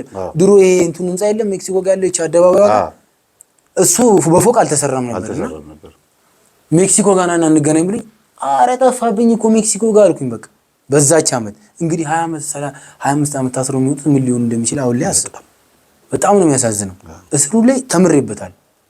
ወንጀል አስከፊነት፣ ከቤተሰብ ተጣልቶ የገባ ብዙ ያስቀየመ አብዛኞቹ ወደ መንፈሳዊት የተመለሱ ናቸው። ድንገት ደግሞ ጥፋት አጥፍቶ የገባም ድንገት ተጸጽቶ ደግሞ በትንሽ ስህተት የገባ ብዙ አስከፊ ነገርም የሚያሳዝንም ሰው አለ። በሐሰት የታሰረም አለ። ግን እግዚአብሔር የራሱን ሰዎች ያዘጋጃል የሚባለው ደግሞ እውነት ነው። ብዙ ካህኖች ነበሩ በሐሰት የተፈረደባቸው፣ በሐሰት ደፍራቸዋል ተብለው የሃይማኖት አባቶች እንዲፈረድባቸው አድርጎ እግዚአብሔር እዛ ለእስረኞች ሲያስተምሩ እነሱ ራሱ በይቅርታ መጥተው ቄሶቹ መጥተው ይጠይቋቸዋል። አውቀው ደፍሯል ተብሎ ገብተው ይቅርታ ብሏቸው ሲወጡ ጊዮርጊስ ቤተክርስቲያን እዛው ዘዋይ የተቀጠሩ አውቃለሁ። እና እነሱ እኛን አስተምሮናል። ከዛ ስወጣ እዚህ መጣሁ። ትንሽ ቂም ስለያዝኩባት አልጠየኳትም፣ አልሄድኩም። እንዴት መታጠይቀኝ? ደወልኩና ተፈትቻለሁ፣ ለማንኛውም በሞትም ሞቼ ነበረ። ለምን እዚህ ያለው ረብሻ ተነስቶ ነበር። አብይ እንደተመረጠ ሙሉ ማረሚያ ቤት ይከፈታል ተብሎ በይቅርታ ተብሎ ሲከለከል ታራሚው ከፖሊስ ጋር አይናችን እያየ በጥይት የተመታ ልጅ አለ። ከዛ ሁሉ ተርፌ ነው የወጣሁት። ብሞትስ ከሞትኩ በኋላ ነው እኔን የምትፈልገኝ? ቢያንስ መታ እንኳን እንዴት አላየሽኝም ብዬ በጣም አዝኜ ስለነበረ አልሄድኩም። ከዛ ከወጣሁ በኋላ እንደ በፊቱ ነው የማስበው፣ አሁንም ማለት ነው። እንደ በፊቱ ስለ ይሄ ከልጆች ሊቃ የገዛው ምናምን አለ። በቃ ጥንቃቄ ነው። ያው አንዳንዴ ሲጨንቅ ወደ እግዚአብሔር የምትመለሳት አለች። እዛ ሰዓት በደንብ እንደዛ ነው የተመለስኩት። መጽሐፍ ቅዱስን አመጣው፣ ቤት አስቀመጥ፣ ሄጄ ቤተ ክርስቲያን ተሳለምኩ፣ ስለቴን አስገባው፣ አንዳንድ ጥላዬን እግዚአብሔር አመሰግናለሁ ብዬ አስገባው። ጸበል አንድ የተጠመቅኩ እዛው አርሴማ። ከዛ ልጆቹ አሉ የማውቃቸው አንዳንዶቹ፣ እነሱ ጋር ሲሄድ ያን ብር ሰጠኝ፣ ኪሴ ሞላ። በሱ ደግሞ ትንሽ በቃ የአማረኝ ምግብ እየበላው ምን እያልኩ እዛ የሆነ ቀን ደወልኩላትና ነይ እስኪ እንገናኝ አልኳት። አልመጣም ብላ ዘጋቸው። ሌላ አግብታ ይሆናል ምናምን አልኩና፣ ግን ልጅቷ እንኳን ሌላ ልታገባ በጸሎት የተጋች ጀግና ነች። ምን ሆና ነው ታዲያ? ምን ሆና ነው? እንደወጣው ወደ 6 ወር ምናምን አላናገርኳት። ከ6 ወር በኋላ ደውዬ ሰላም ነው ያልኳት ድጋሚ። አይ እንደወጣህ ወጥቻለሁ አልካት አይደል? እንደወጣው ወጥቻለሁ አልኳትና ዝም አልኳት። መምጣት ነበረብህ? መጥቼ መጠየቅ ነበረብኝ። እና ከዛ እሷም መውጣት ትፈልጋለች። ሰፈር ላይ ብዙ ነገር ታውቃለህ። ልጅ ታዲያ አልናፈቀህም? 6 ወር ሙሉ በጣም ናፍቆኛል። ግን ምን እንዳደረኩ ታውቃለህ? በሰፈር እንደዚህ ሄጄ ከሩቅ አይቼው ሄድኩኝ። ኮፍያ ምናምን ማክስ አድርጌ ከሩቅ እንደዚህ በቃ እሷ ተናድጄ ስለነበረ እኮ ተናደደ። ግን ናፍቆቱን ቢኖር ማለት እንደዚህ አየሁትና ልጆች ሰላም ናችሁ ምናምን ብዬ ሄጄ ሁሉንም መስመስዬ እሱንም እቅፍ አድርጌ ሳም አድርጌው አንድ ቀን ታውቀኝ ይሆናል እያልኩ በውስጤ አወቀው። ለየው? አዎ አየሁት። ፎቶ ምናምን ስለመጣልኝ ሳም አደረኩና ከረሜላ ሰጥቻቸው እናመሰግናለን እሺ አሉ። ብልጥ ነው ልጁ። ከዛ ሄድኩኝ ከልጆች ጋር ነበርኩ። ሄድኩኝ ከ6 ወር በኋላ ስደውላት እምቢ ስላለች ከዛ በቃ ከጓደኞቼ ጋር እንዲህ ስል ምንም ሊጥመኝ አልቻለም። ነገሮች ሁሉ አሁን ተዘጋግቷል። ታሪክ ተቀይሯል። ሌሎቹ እንደዚህ መጥፎ የነበሩት ምናምን ትተዋል። አልኩኝ ቆም አልኩና አሰብኩኝ። ከዛ እዚህ ላፍቶ መሰራበት የለም አሁን የሆነ ሰዓት ብር ማጣው። ለካ ሰው አሁን አዲስ ስለተፈታው ነው የተንከባከቡኝ። ጭራሽ ስልካቸውን ይዘጋሉ። ጥፍት በዚህ ስመጣ በዚህ ይሄዳሉ ምናምን አልኩኝ። ይሄ ነገሮች ተቀይሯል ማለት ከዛ ቁጭ ብዬ አሁን አንድ ሰው ዘላለም እንደ ድሮ እኮ አለ ሁሉም ነገር ተቀይሯል። በቃ ጓደኞቼ ሌሎችም አግብተው ምናምን ወዷል፣ ሁሉም ነገር ትተዋል። አሁን አንተ እንዴ የሆነ ነገር አስብ እንጂ በቃ ልጅቷን እኮ በቃ ይቅርታ ብላ አብራት መኖር ነው ያለን። እሷማ መታሳጠይቄ ልጁን ሳታሳይ እንዴት ነው አብሬያት መኖሩ? እዛ ብሞትስ ጤንነቴን ጠብቄ እግዚአብሔር ጤናን ተጠብቆልኛል። በርግጥ ግን ሄጄ አሁን ነይ በቃ ነይ ብያት እንደወስዳት ነው የምትፈልገው። ተናድጄባታለሁ። ትደውልና ራሷ ትጥራኝ ብዬ ነው ሊያዘኝ። ለካ እንዲዘኝ የሚያደርገኝ አንድ እሷ ላይም ያለ ያኔ ባለሙያ ጊዜ የነበርኩት ከዛም ስዞር አይነ ጥላው መንፈስ እሷ ላይም አለ። እኔ ጋም ደግሞ እዚህ ገረገደ አለ። ብዙ ያልተስተካከሉ ነገሮች አሉ። ያም ይሆናል አንድ ላይ እንዳንኖር አሁን ላይ ምርጥ ህይወት እንደምኖር ስላወቀ ስላልፈለገ ነው። ከዛ የሆነ ቀን ብራዘር ጋር ሄድኩኝ። እዚህ በቃ እኔ ጓደኞቼ ጋር ማደር አልቻልኩም። ሌላ ቦታ በቃ እዚህ ልተኛ ነው ምናምን አልኩ። እሱ ይጾማል፣ ይጸልያል፣ ያንተን ትምህርት ይከታተላል። ከዛ ሁሌ ዩቲዩብ ላይ ሳይ ማለት ነው ምንድነው የዚህ ሰውዬ ትምህርት የምትሰማው ጓንት ምንድነው ግን ይሄ ሰውዬ ምናምን እላለሁ ማለት ነው። አላውቅም ማለት በቃ አየህ። አዎ ከዛ ትምህርቱ ተከፍቷል። ድንገት የሆነ ነገር አረ ፊልም አድርግልኝ አልኩ። ዝም በል በቃ አላረግም ይሄን ስማ ምናምን ማለት ብራዘር ይሄን ስማ ብሎኝ ለመጀመሪያ ጊዜ ገብቶ ሱተኛ። ከዛ አይ እንግዲህ መቼም ዛሬ አላስቸገረም ብዬ እንዲተኝቼ እየሰማሁ እያለ ገጠመኙ ይቀጥላል። ዩቲዩብ ላይ ነው ቲቪ ማለት ነው። ከዛ ይሄ ምንድን ነው የመጣው የዝሙት መንፈስ በእንትን በቪዲዮ ተቀርጾ አይደለም። ይሄ ኖርማል ምስሉ መጥቶ ምስልህ ብቻ ሆኖ ከውስጥ የምታወራው አለ በድምጽ ብቻ። የዝሙት መንፈስ ከአንዷ ሴት ስንት ሺውን እንደምትሰበስብ ከዛች እንደምትሰበስብ ያቺ ከማጋ እንደምትሰኛ ማን እንደሚገናኛት አይታወቅም። ሲቀጥል ደግሞ ይሄ የሌባ መንፈስ የሚለው እንደገና ደግሞ የአይነ ጥላ መንፈስ ራሴ ላይ ስላየሁት ነው። እንዴ አልኩና እንደዚህ ብዬ ፍጥጥ ብዬ መስማት ጀመርኩ። ይሄ ነገር ነው ቆይ እስቲ ላዳምጡ አልኩና ሁሌ ሲያዳምጥ እንደ ቀልድ ነበር። የሆነ ተደጋግሜ 3-2 ሄጃለሁና ገብቼ ግን ወጣ ነው ማለት ቤቱን ማያስገባኝም ስለተናደደብኝ ማለት እንዴ አልኩኝ። ከዛ የሆነ ቀን በስነ ስርዓት በቃ ነገ ከነገ ወዲያ ያመጣል። ሁለት ትምህርት ሰሙ። ይሄን የአይነ ጥላ መንፈስ እንዲያደርጋል ትዳር ያዚዝም ጓደኛዬ ይዤ ትዳር ይዛለሁ ብዬ ባልኩበት ሰዓት ያኔ ማለት ነው እሷን ሳላገኛም በፊት እቀርባለሁ። ያቺም ትፈልገኛለች እኔም ፈልጋታለሁ፣ ግን እንለያያለን። ከዛ አብረ ብትሆንም ቶሎ እንድትለይ በቃ ግንኙነት ካደረክ በኋላ ቶሎ እንድትለይ ነው የሚያደርገው። እሱን ካለፈ በኋላ ማለት ነው ጓደኛዬ ይዘህ ከዚህ ጋር ወልጃለሁ እንግዲህ ትዳር ይዤ መኖር ፈልግ ነበር። ትዳር ይዘህ እንዳትኖር የአይነ ጥላ መንፈስ ሴቷ ላይም ወንዱ ላይም ካለ ትዳር ይዞ እንዳይኖር ስለሚፈልግ አባካኝ አድርጎ ነው የሚያስቀረው የሚለውን ሳዳም ጭንቅላቴ ትንሽ የሆነ አቃጨለብኝ።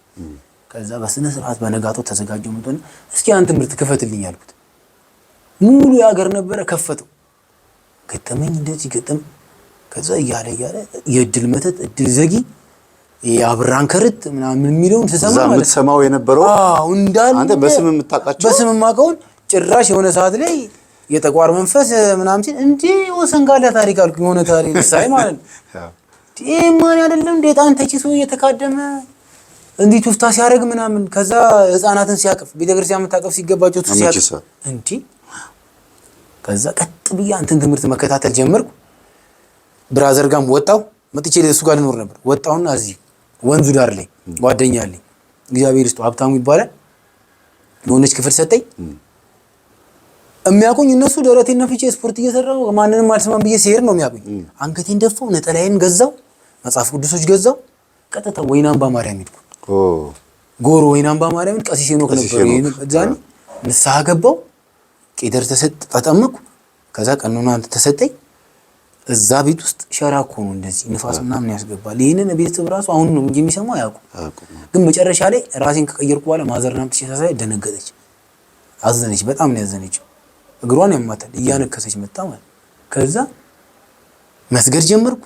እጣኔን አስባርክ ያመጣው ያጠኝ እዛ ጫካ ውስጥ ምልክት ለመጀመሪያ ጊዜ ያየሁት እዛ ጫካ ነው። ወንዝ ዳር አይደለ የአገር አይጥ ነው ያለው።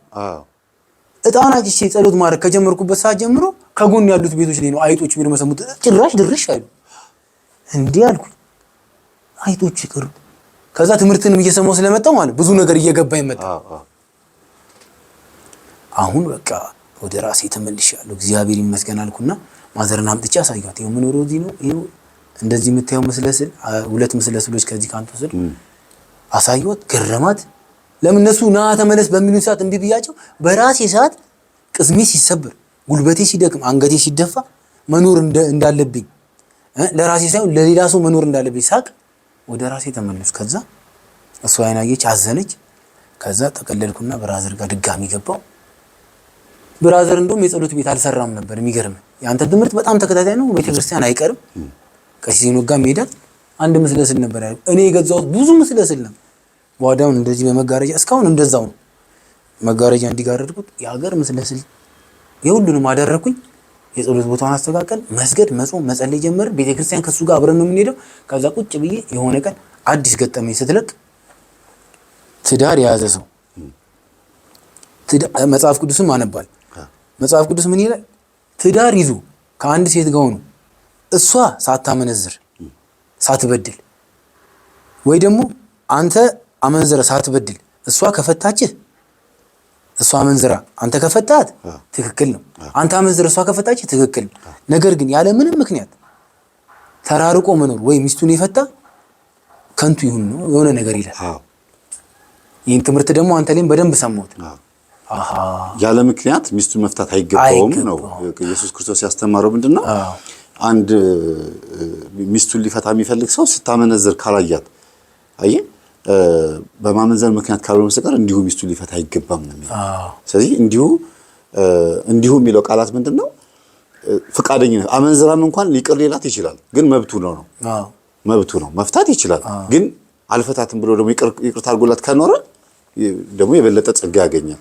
በጣም የሚገርመው እሷ ማለት ነው እግዚአብሔር በቃ ትክክለኛ ሴት ነው የሰጠኝ። በቃ የሆነ ነገር እንኳን አማርኛ ብዙ የዛኔ ማቃቸው ሴቶች አሉ። እሷን ካገኘ በኋላ እንዲግዛልኝ እንዲያርግልኝ ወጣ ያለ ባህሪ እንጨፍር ምናምን ያኔ የለባት። ከቤት አጥቷን ጸባይኛ ቸግሯት ቤት ውስጥ እንኳን ለእህቶቿ አሞኛል ወይ ቸግሮኛል አትላቸው። አሁን ድረስ ማለት ብዙ ነገር እያስፈልጋት አትናገር። ከዛ ነገር ምን አወጣል ወጥቻለሁ። እህቶቿ መጥተው አንዳንድ ሁለቴ ጠይቀውኛል። የኔ ቤተሰቦችም ለማስታረቅ ይሄ ሐሳብ አልመጣም ጭንቅላታቸው ውስጥ ወደዚህ እንኳን ከተመለስኩ በኋላ ማለት የሷም እንደዛው። ግን የሆነ ሰዓት ላይ ምን አነሳው ለማዘር ግን አሁን ሁሉ ነገር ገብቶኛል እናቴ እንደው አሁን እጂ ይቅርበኝ ብላት እሺ ትለኝ ይሆን አልኳት። ሂድ ሞክር፣ እግዚአብሔር አለ ካንተ ጋር፣ ከአንድ ተሰብስቦ መኖር ይሻላል አለች። ከዛ ደወልኩላት። እንደተፈታ እናትና ወንድም ቤት ነው ቤታችሁ ነው የገባው። እሷ የት ነች ያለችው? እሷማ እናቷ ቤት እንደዚህና እንደዚህ ናቸው። እሺ ስለዚህ አንተና ወንድምህ እንዴት አዳመጠ ታዲያ ትምህርት? እሱ በፊትም ይከታተላል። በፊትም ይከታተላል እሱ። ኦኬ እኔ ታስሬ ራሱ እዚህ ብዙ ቤተክርስቲያን ምናምን ስለሚሄድ ከዛ በኋላ ወንድሜ ወጪ ተከታተሉት። እኔ ታስሬ ልብሳቸው አልተወሰደም የውስጥ ሱሪያቸው። ከዛ ከግቢ ውስጥ ቀሲስ ሄኖክ ጋር እንጦጦ ተጠመቁ። የእሳቸውን ሲማሩ ያንተን አገኙ። ከዛ በደንብ ያንተን ትምህርት ማወቅ የጀመሩት በዛ ቀሲስ ሄኖክን ያስያወቁት በእነሱ ነው። ከዛ የሆነ ታረቃታለሁ እናት አይደለም እናቴማ ታረቃታለች። ሂድ ያንዱን ሰብስበ መኖር ይሻላል።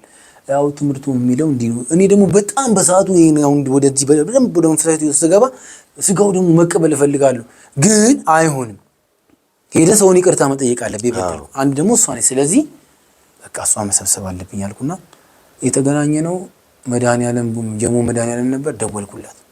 በሰዓቱ በጣም ቸግሯታል፣ ብዙ ነገር ያስፈልጋታል። እንዛ ምንም አቅም ስለሌላት እጄ ላይ ወደ 4000 ብር አለች ማዘር የሰጠችኝ። ዝም ብዬ ዳሽን ባንክ ውስጥ ከተትኳትና አጋጣሚ ብዬ ነውና መድኃኒዓለም ተገናኘን። ሰዓት ክስት ብላለች ምናምን በቃ አዘንኩ ውስጤ። ለልጁ ብላ ለመጀመሪያ ጊዜ ነው ያያት ከወጣው? አዎ ኦኬ 8 ወር 9 ወር እየሆነ ነው እየተጠጋኔ እዚህ ጋር ራሴን እስከገራ ድረስ ማለት ነው። አመት ሆነ ማለት አስኮርፎ እልህ እንዴት አትደውልም ብዬ እልህ ይዞኛል። እሷም እንዴት አይደውልም ብላ ለቃ እልህ ይዟታል። መጨረሻ ላይ ስናወራ ማለት ነው። ኦኬ ከዛ መድኃኒዓለም ቀጠሪያት መጣች። ይቅርበኝ ብዬ እግሯ ላይ ድፍት አልኩ። አንተ እንዳልከው ማለት ይቅርታ ከምንም በላይ ይበልጣል። እንደዚህ አይነት ጥላ ለማሳፈር ይቅርታ ብላችሁ ጎንበስ በሉት እጅ እግሯ ላይ በቃ እዛ ተነሳል። ቁጭ ብለን አወሯት። እኔ የተቀየርኩት በዚህ ነው። እኔ የተቀየርኩት እግዚአብሔር ቀይሮኛል። ግን በይበልጥ የተቀየርኩት ይሄን ትምህርት ሰምቼ ነው። የመምህር ተስፋዬን ብዬ ይሄን ሙሉን አንቺ ማዳምጪ ለኔ ለመቀየር ምስክር ደግሞ እናቴ ጋር ደውዬ እዛው ደወልኩ። አዎ ቲጂ ልክ ነው እንደዚህ ነው። እኛም የሱን ትምህርት እናዳምጣለን። ሙሉ ቤተሰብ ተቀይሯል። እንደውም መተሽ እንነጋገር። እሺ ማዘር ካሉ ግን እኔ አላመነችኝ። በፊት ታሪኬን ታቋለች መንቀጭቀሽ። ከዛ ስልኩን ለኔ ትንሿን ኤርገንዶ ከሷ ተቀበልኩና ኤርገንዶን ያስኩና ይሄን ስልክ አዳምጪበት ብዬ ሰጧት። ቤተክርስቲያን ትሄድ እንጂ ትጹም ትጸልይ እግዚአብሔርን በጣም ትፍራ እንጂ የመናፍስትን ሴራና ያንተን ትምህርት አታዳምጥም።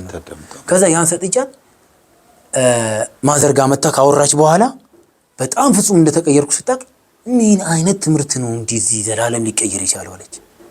ከዛ እዛ የሰጧትን መስራ ቦታ ሆና አንድ አራቱን ስታዳምጥ ስራ ቦታ ደግሞ ምንድነው የምታዳምጪው ይላታል። ይሄን አዳምጡ እስቲ ብላ ለነሱም ስትል ገባት ማለት ስንት አዳመጥ ይላታል። እሱን ካጨረሽ አብረን አንኖርም አያሳስብሽ። አሁን አብረን ነው የምንኖረው ያለችኝ ያቺንን ብር አውጥቼ ሰጥቻታለሁ።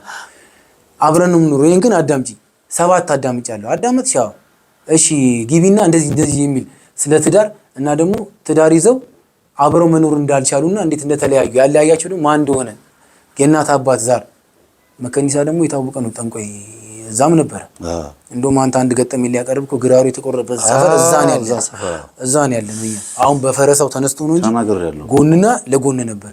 ይሄ ቦታውን ራሱ እዛው ከኛ ቤት አሁን ከጀርባ ከመስጊዱ ጀርባ ይሄ መምህር ተስፋዬ ገጠመኝ ያቀርበበት ቦታ ነው እላታለሁ። ከዛ እሷም እሱን ትምህርት አዳመጠችው። ጓደኞቼ እዚህ ያሉት ደና አሁን ያሉ በፊት ያቁኛል እንግዲህ አሁን ነጠላ ለብሼ ምን ብዬ በቃ ሁሉን ነገር ትቻለሁ ያውቃሉና ሞራሌ እንደተነካ ነው የሚያውቁት ልጄንም ስላላሳደጉ።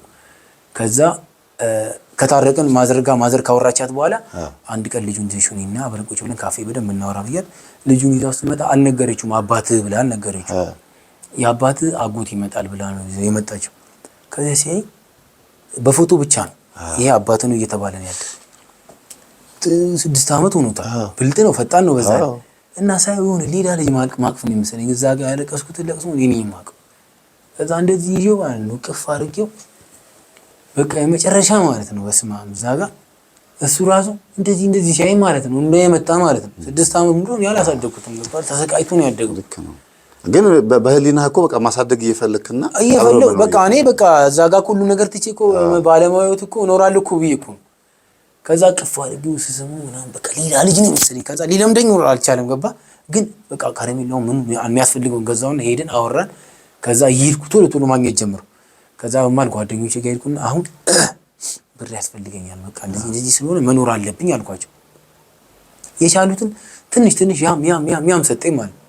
ከዛ ቦርጮ ቲቪን የሆነ ነገር አሮጌ ሶፋ ምናምን ያው ሰውን ስለማቅ ግጥምጥም አደረኩና ቂሊንጦ ጋር ከእናቴ ከፍ ብዬ በ4000 ብር ተከራዩ።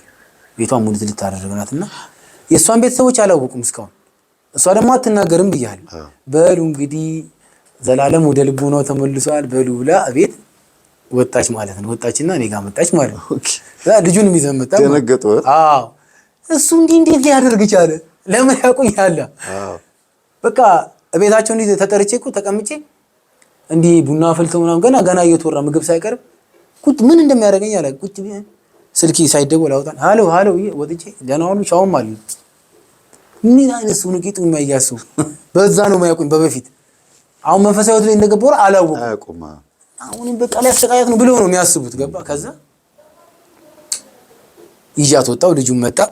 ልጁን በቃ ከእጄ ለይቼው አላውቅም። ነው እንደምታየው አንተ ጋርም ሰመጣ። ለምን ያቺ የተጎዳችው ነገር ስላለ የትም ቦታ ይዤው ነው የሚሄደው።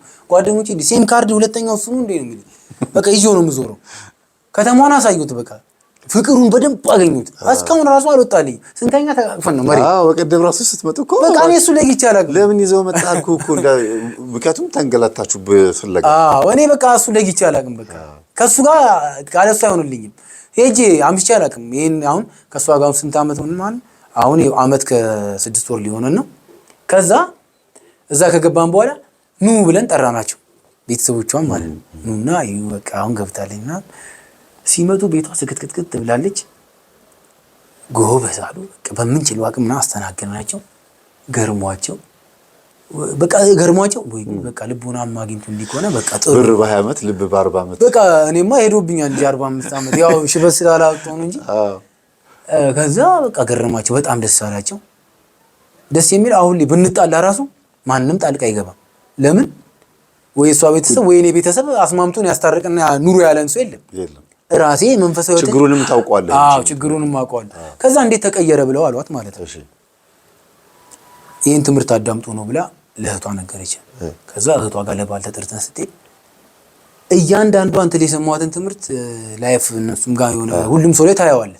እና ይሄ ነው እንደዚህ ቀየረኝ፣ እናንተም እንደዚህ ማድረግ አለባችሁ፣ በዚህ ነው እንደዚህ እንጉት።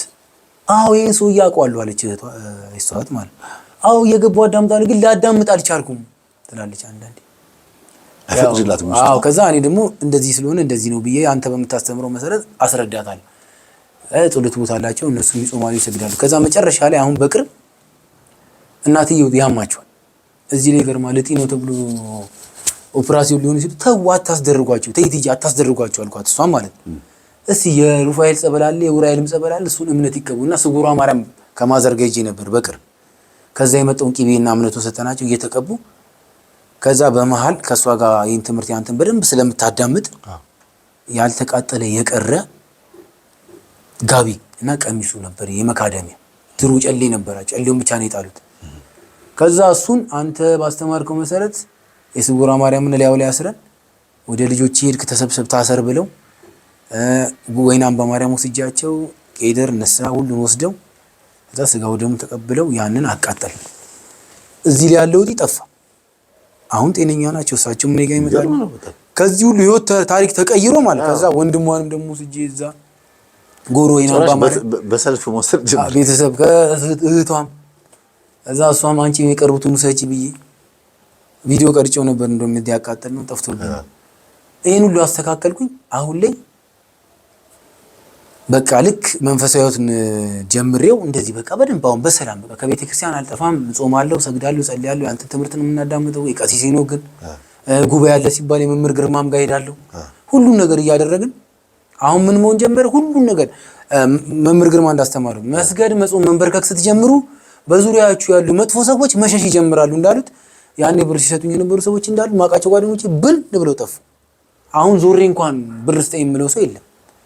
ሲቸገረኝ እንዲህ የምለው ሰው የለም። አሁን ልክ እኔ ወደ መንፈሳዊ ስም ቄስ ትጫወታለህ እንዴ እያሉ ነው የሚሄዱት። አሁን በጥንቆላ ሀብታም ይሆናል። እዛው ላይ ማቆ ጓደኛዬ እዚህም አዲስ አበባ እዚህ ዱከም እየሄደ ነው የሚገብረው እንዳሉ ሀብታም ሆኖ እንደውም የሆነ ሰዓት ላይ ለምን አትሄድ? ኧረ እንደዚህ አይነት ነገር አልሞትም እንዴ እንደዚህ እየሄድኩላቸው ነበር። መንፈሳዊ ህይወት ሳልኖር በፊት ማለት እግዚአብሔር ጊዜ ያለው ለራሱ መንፈሳዊ ህይወት ጀምረህ ጥሩ ስም ምግባር ላይ ያለ ብሩ ይጠፋል። ያኔ ሌብነት ወይም ደግሞ ሌላ ነገር ውስጥ ሆነ ይመጣል። ዝም ብሎ ከየት እንደሚመጣ ታው ኪስ ይሞላል።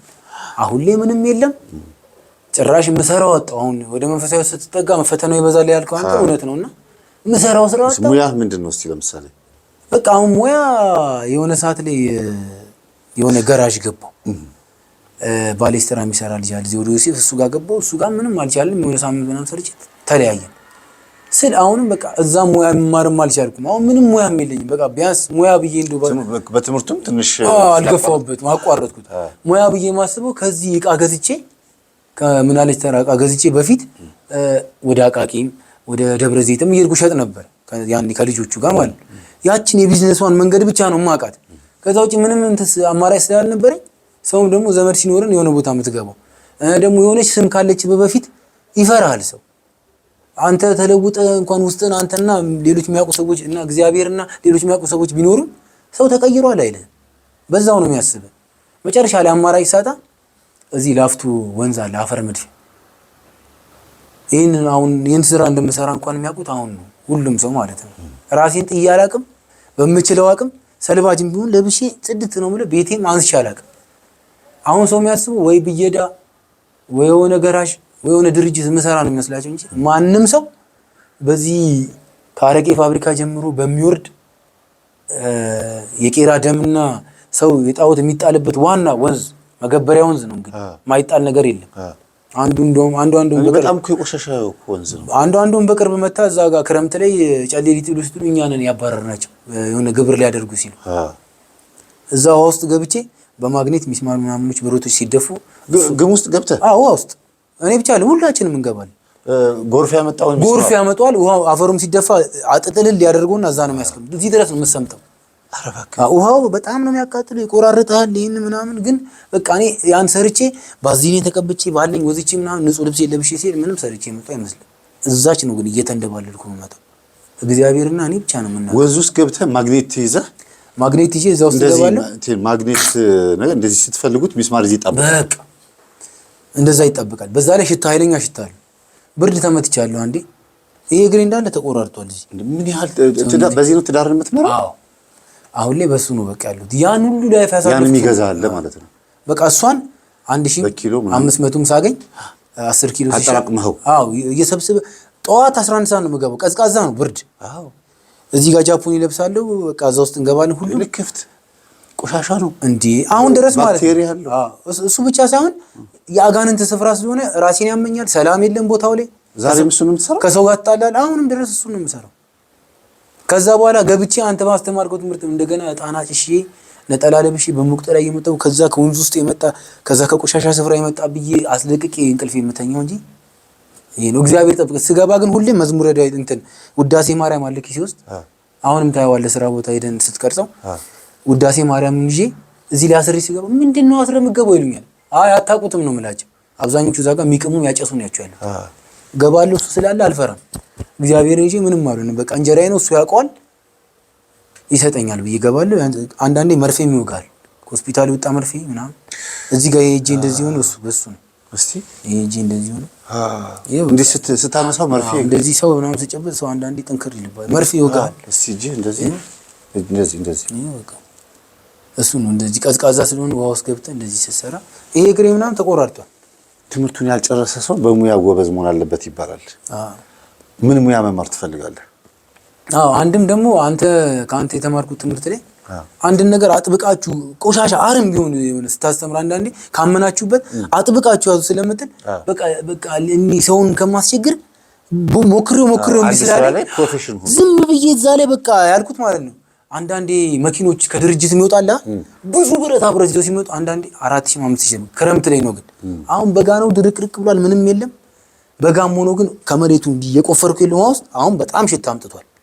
ግን እዛ ውስጥም እገባለሁ እንደዛም ሆኜ ማለት እኔ ብቻም ሁሉ ሌሎችም አሉ የሚያሳዝኑ ሰዎች በሱስ ውስጥም ቢሆኑ የሚያሳዝን ዓለም ውስጥ ግን እኔ ይሄን ትምህርት በቻልኩት አቅም እዛ ጋር መስጠት ላለብኝ መንገር ላለብኝ ሁሉ ነው የምነግረው። እየቃሙ እንኳን ይሰሙኛል። እሺ ቄሶን ክልን አይደል ሲነገረኝ ይሉኛል። ካንተ ላይ ሁለት ገጠመኝ ምናምን ሰምተው ነው ውሃ ውስጥ የሚገቡት የሚበታተኑት። እና አንተን አገኘሁት ራሱ ስላቸው በቃ አንተ የምትገርም ሰው እኛንም ይዘን ትሄዳለህ ያሉ አሉ። ስትሄድ ታያቸዋለሁ። አሁን በዚህ ሰዓት ምን ተሰብስበው እየቃሙ ውሃ ውስጥ ሰው እየሰራ ነው የምታየው። እንደውም የተወሰነ ቪዲዮ አምጥቻለሁ እዚህ ጋር ሰይድ አገኛቸዋለሁ። ችግር የለውም። እኔ የምልህ አንተ ልጅህና ሚስትህ በዚህ ነው የምትተዳደሩ? አሁን ልጄና ሚስቴ የማስተዳድረው በዚህ ነው። አሁን ነው ገና ይሄን ስናገር እንዳንድ የሚያውቁ ሰዎች እሷስ ምን እንደምትሰራው? እሷ ደግሞ ኬጂ ትምህርት ቤት ውስጥ ህፃናት መያዝና ይሄ ምንድን ነው የሚባለው ኬጂ ወይ እንትን ምንድነው ዴኬር? ዴኬር ነው እዛ ነው የምትሰራው። በቃ ከእጅ ወዳፍ የሆነ ህይወት ታውቃለህ። ግን እንደዛም ሆኖ እግዚአብሔርን ሁሌ ጸሎት ስለማድረግ እያንዳንዷን በላሌ ጸበልና እምነት ስለምናደርግ ሁሌም በረከት ነው። ተርቤ ተቸግሬ አላውቅም። ግን አሁን ላይ ክረምቱ ከወጣ በኋላ ችግር እንደዚህ አፍጥጦ ሲመጣ በቃ የሚሄድበት ሁሉ አጣው ማለት ነው። ልጄን እያስተማርክ ነው? ልጄን አስተምራለሁ። አሁን ደግሞ እሷ ወልዳለች፣ ሴት ልጅ ወልዳለች። ማራሙየት ብያታለሁ።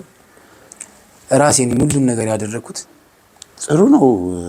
እሷ ወልዳለች። ግን የእግዚአብሔር ቤተሰቦች እኔ አሁን ከወንድማችን የምረዳው በጣም የሚገርመኝ ነገር ወልዳለች አለኝ። አንድ ልጁንና ሚስቱን እና ራሱን ለማኖር እየታገለ ነበር ይመስለኝ። አራስ ደግሞ ነፍሰ ጡርም ናት አራስም ናት። አስቡ ከ9 ወር አጠቃላይ 9 ወር ስታረግዝ እንደገና ደግሞ አሁን ደግሞ አራስ ናት። ይሄንን ሁሉ ላይፍ ለመምራት የወሰደው የከፈለው ዋጋ መንፈሳዊነት ወይም ተግባራዊ ክርስትና በሚለው በኩል ባይሆን ኖሮ አብሯት ይኖር ነበር ወይ የሚለውን በዛው ያሰባችሁ እንድትኖሩ እፈልጋለሁ። ለምን እግዚአብሔርን ማወቅ ለሆነ ነገር ዋጋ እንድትከፍሉ ያደርጋችኋል። ለምን ላመናችሁበት ነገር ያመናችሁበት ነገር መልካም ነገር ከሆነ ለዛ ነገር፣ መጥፎ ነገር ከሆነ ለዛ ነገር ዋጋ ትከፍላላችሁ። ስንት ጊዜ ሆናት ከወለደች? አሁን አንድ ወር ከ3 ቀኗ ነው። ለምን ቀደም ብላ አልመጣህም? ትምህርቴን እያዳመጥክ ከሆነ ያው አንተም ስራ ስለሚበዛብህ ላገኝ አልቻልኩም።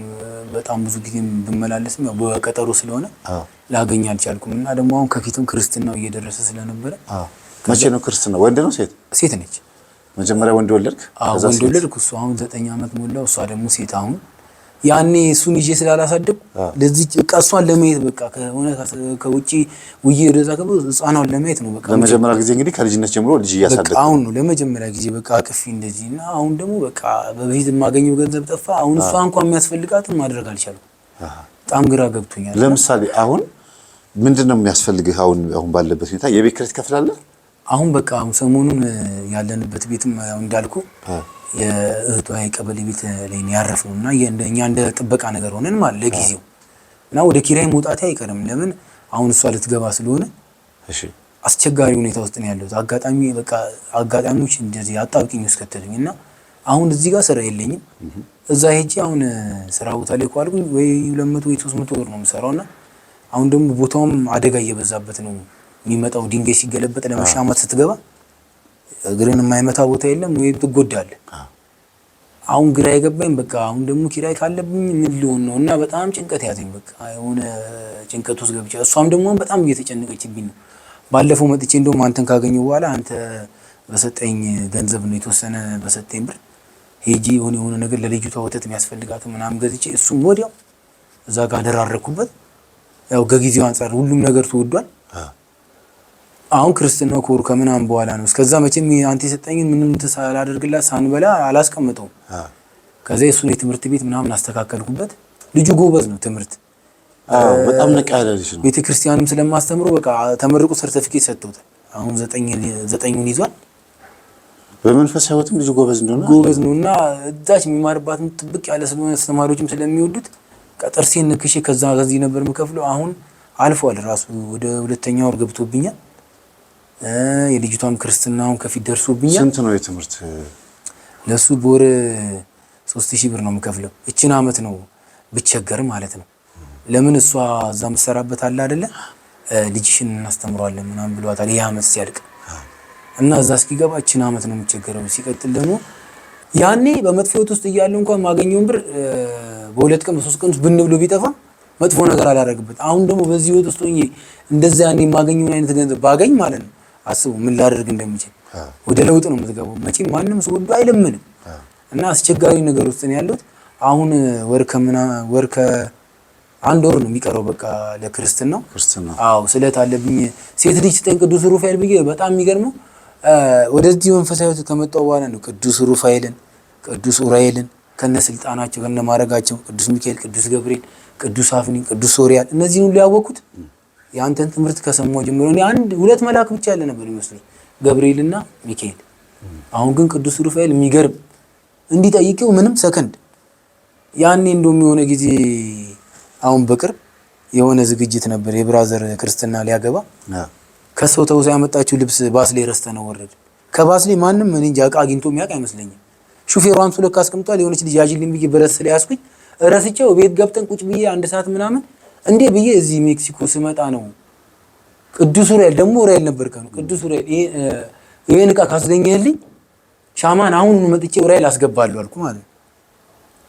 ሄጄ ስጠይቃት ወዲያው አንዷ ስልክ ኦፕሬተር ስትደውል በመንፈሳዊ ሆኜ እንዴት መላእክቶች በፍጥነት እየረዱኝ እንዳለ ነው አሁን ለመናገር ይፈልግ ደውላ ምናምን በቃ አለቀው ምናምን ተብዬ ግርም ምን ያለኝ።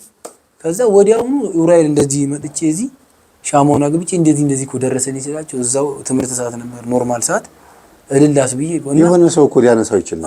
ያችለው ነበር ልብስ ነበረው የሚገርም ልብስ ተወሳ ያመጣቸው ቢሸጡት ከ5 ሺህ ብር በላይ የሚሸጥ ነው።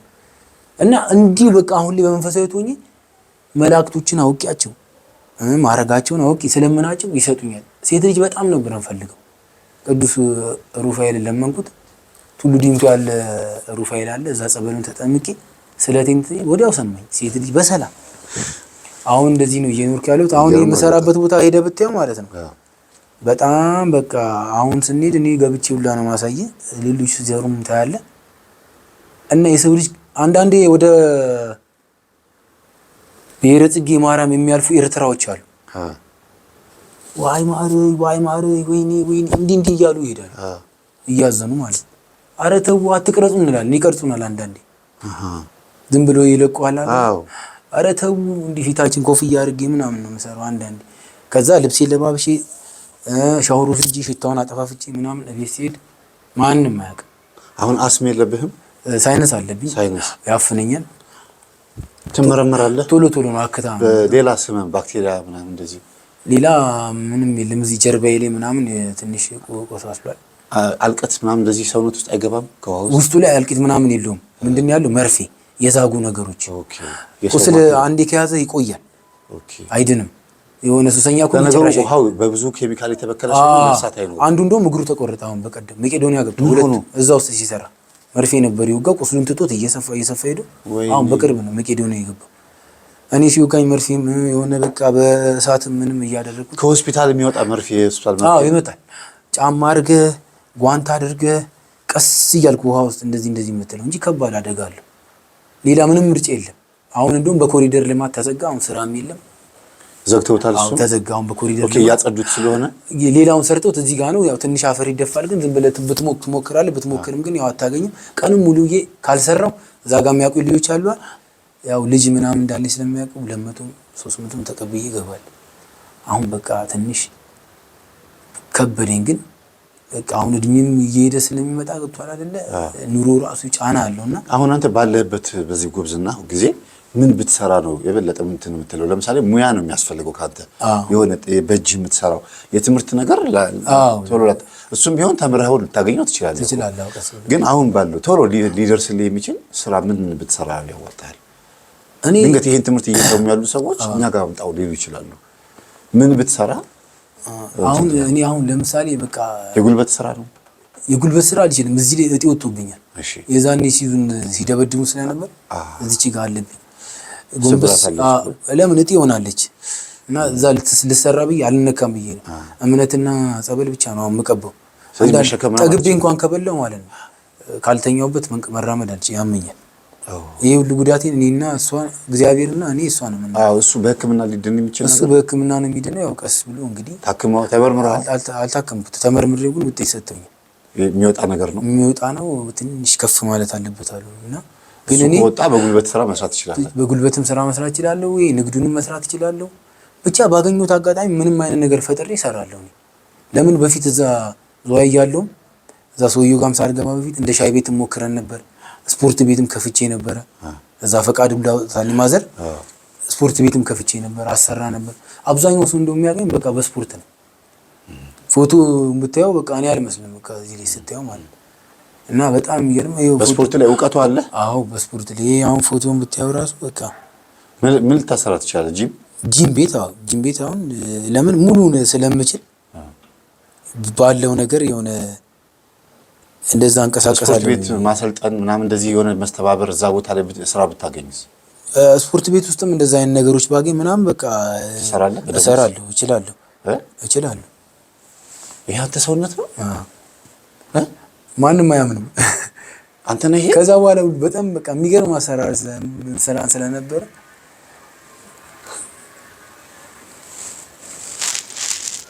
እዛ ቪዲዮ አለው እዛ ስራ ቦታ ራሱ ነው የቀረጽኩት እና የዛኔ በጣም ጥሩ አቋም ላይ ሱስም ስለሌለብኝ አሁን ላይ በቃ ምንም ነገር መስራት ይችላል። በመንፈሳዊ ህይወት እየሰገድክ እየጸለይክ ያለው አሁን እሰግዳለሁ። አዎ ጠዋት ማታ። በዚህ በስፖርቱ ደግሞ ስፖርት ቤት ውስጥ የመስራት ድል ቢኖር አይምሮህ ነፃ ይሆናል ብታስባለህ? አዎ እኔ እንደዛ ለምን በፊትም የምመኘው ይሄን ነበር። ይሁን ስፖርት ቤት አሁን ባለበት ሁኔታ ገና ስፖርት ሰርተህ አንተ ሰውነትህን ፊዚካል አፒራንስን የማንጣት እንትን ባይኖር ነው ያለብህ። ግን በጉልበት ስራ ስለ ምንድነው እዛ ስፖርት ቤት ውስጥ ጠጋ ብለህ የሆነ ሙያ ሰጥተው ብትሰራ። በነገራችን ላይ አንድ ጓደኛ ነበር፣ እሱ እዚህ ሃርመኒ ነው የሚያሰራው። እኔ ነበርኩ አሰራር ማሳየው። እውነቴን ነው የምልህ። እዚህ አዲስ አበባ ሀና ማርያም እያለ እዛ ነው የተዋወቅነው። አሁን እሱ ፋሚሊም ስላለው ተተኩሷል። እዚህ ሃርመኒ ነው ጂም የሚያሰራው። እያንዳንዳቸው ዲጋፕ ላይ ምናምን የሚባሉ ስፖርቶች አሉ። እያንዳንዱን ያሳየሁት እኔ ነኝ። እኔ የምሰራውን ስፖርት ማንም ሰው አይሰራውም ከሱ ጋር እያለን ማለት ነው።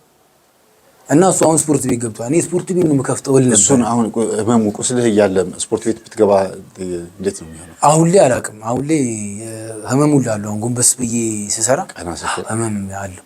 ግን የሆነ እያሳየ አብረህ ሰው ታደርግና እያሳየ ነው። በዚህ አይነት አፒራንስ የነበርክ ሰው አሁን ባለበት ሁኔታ ላይ ራስን ስታገኘው የትኛው ነው በብዛት የሚጎዳ?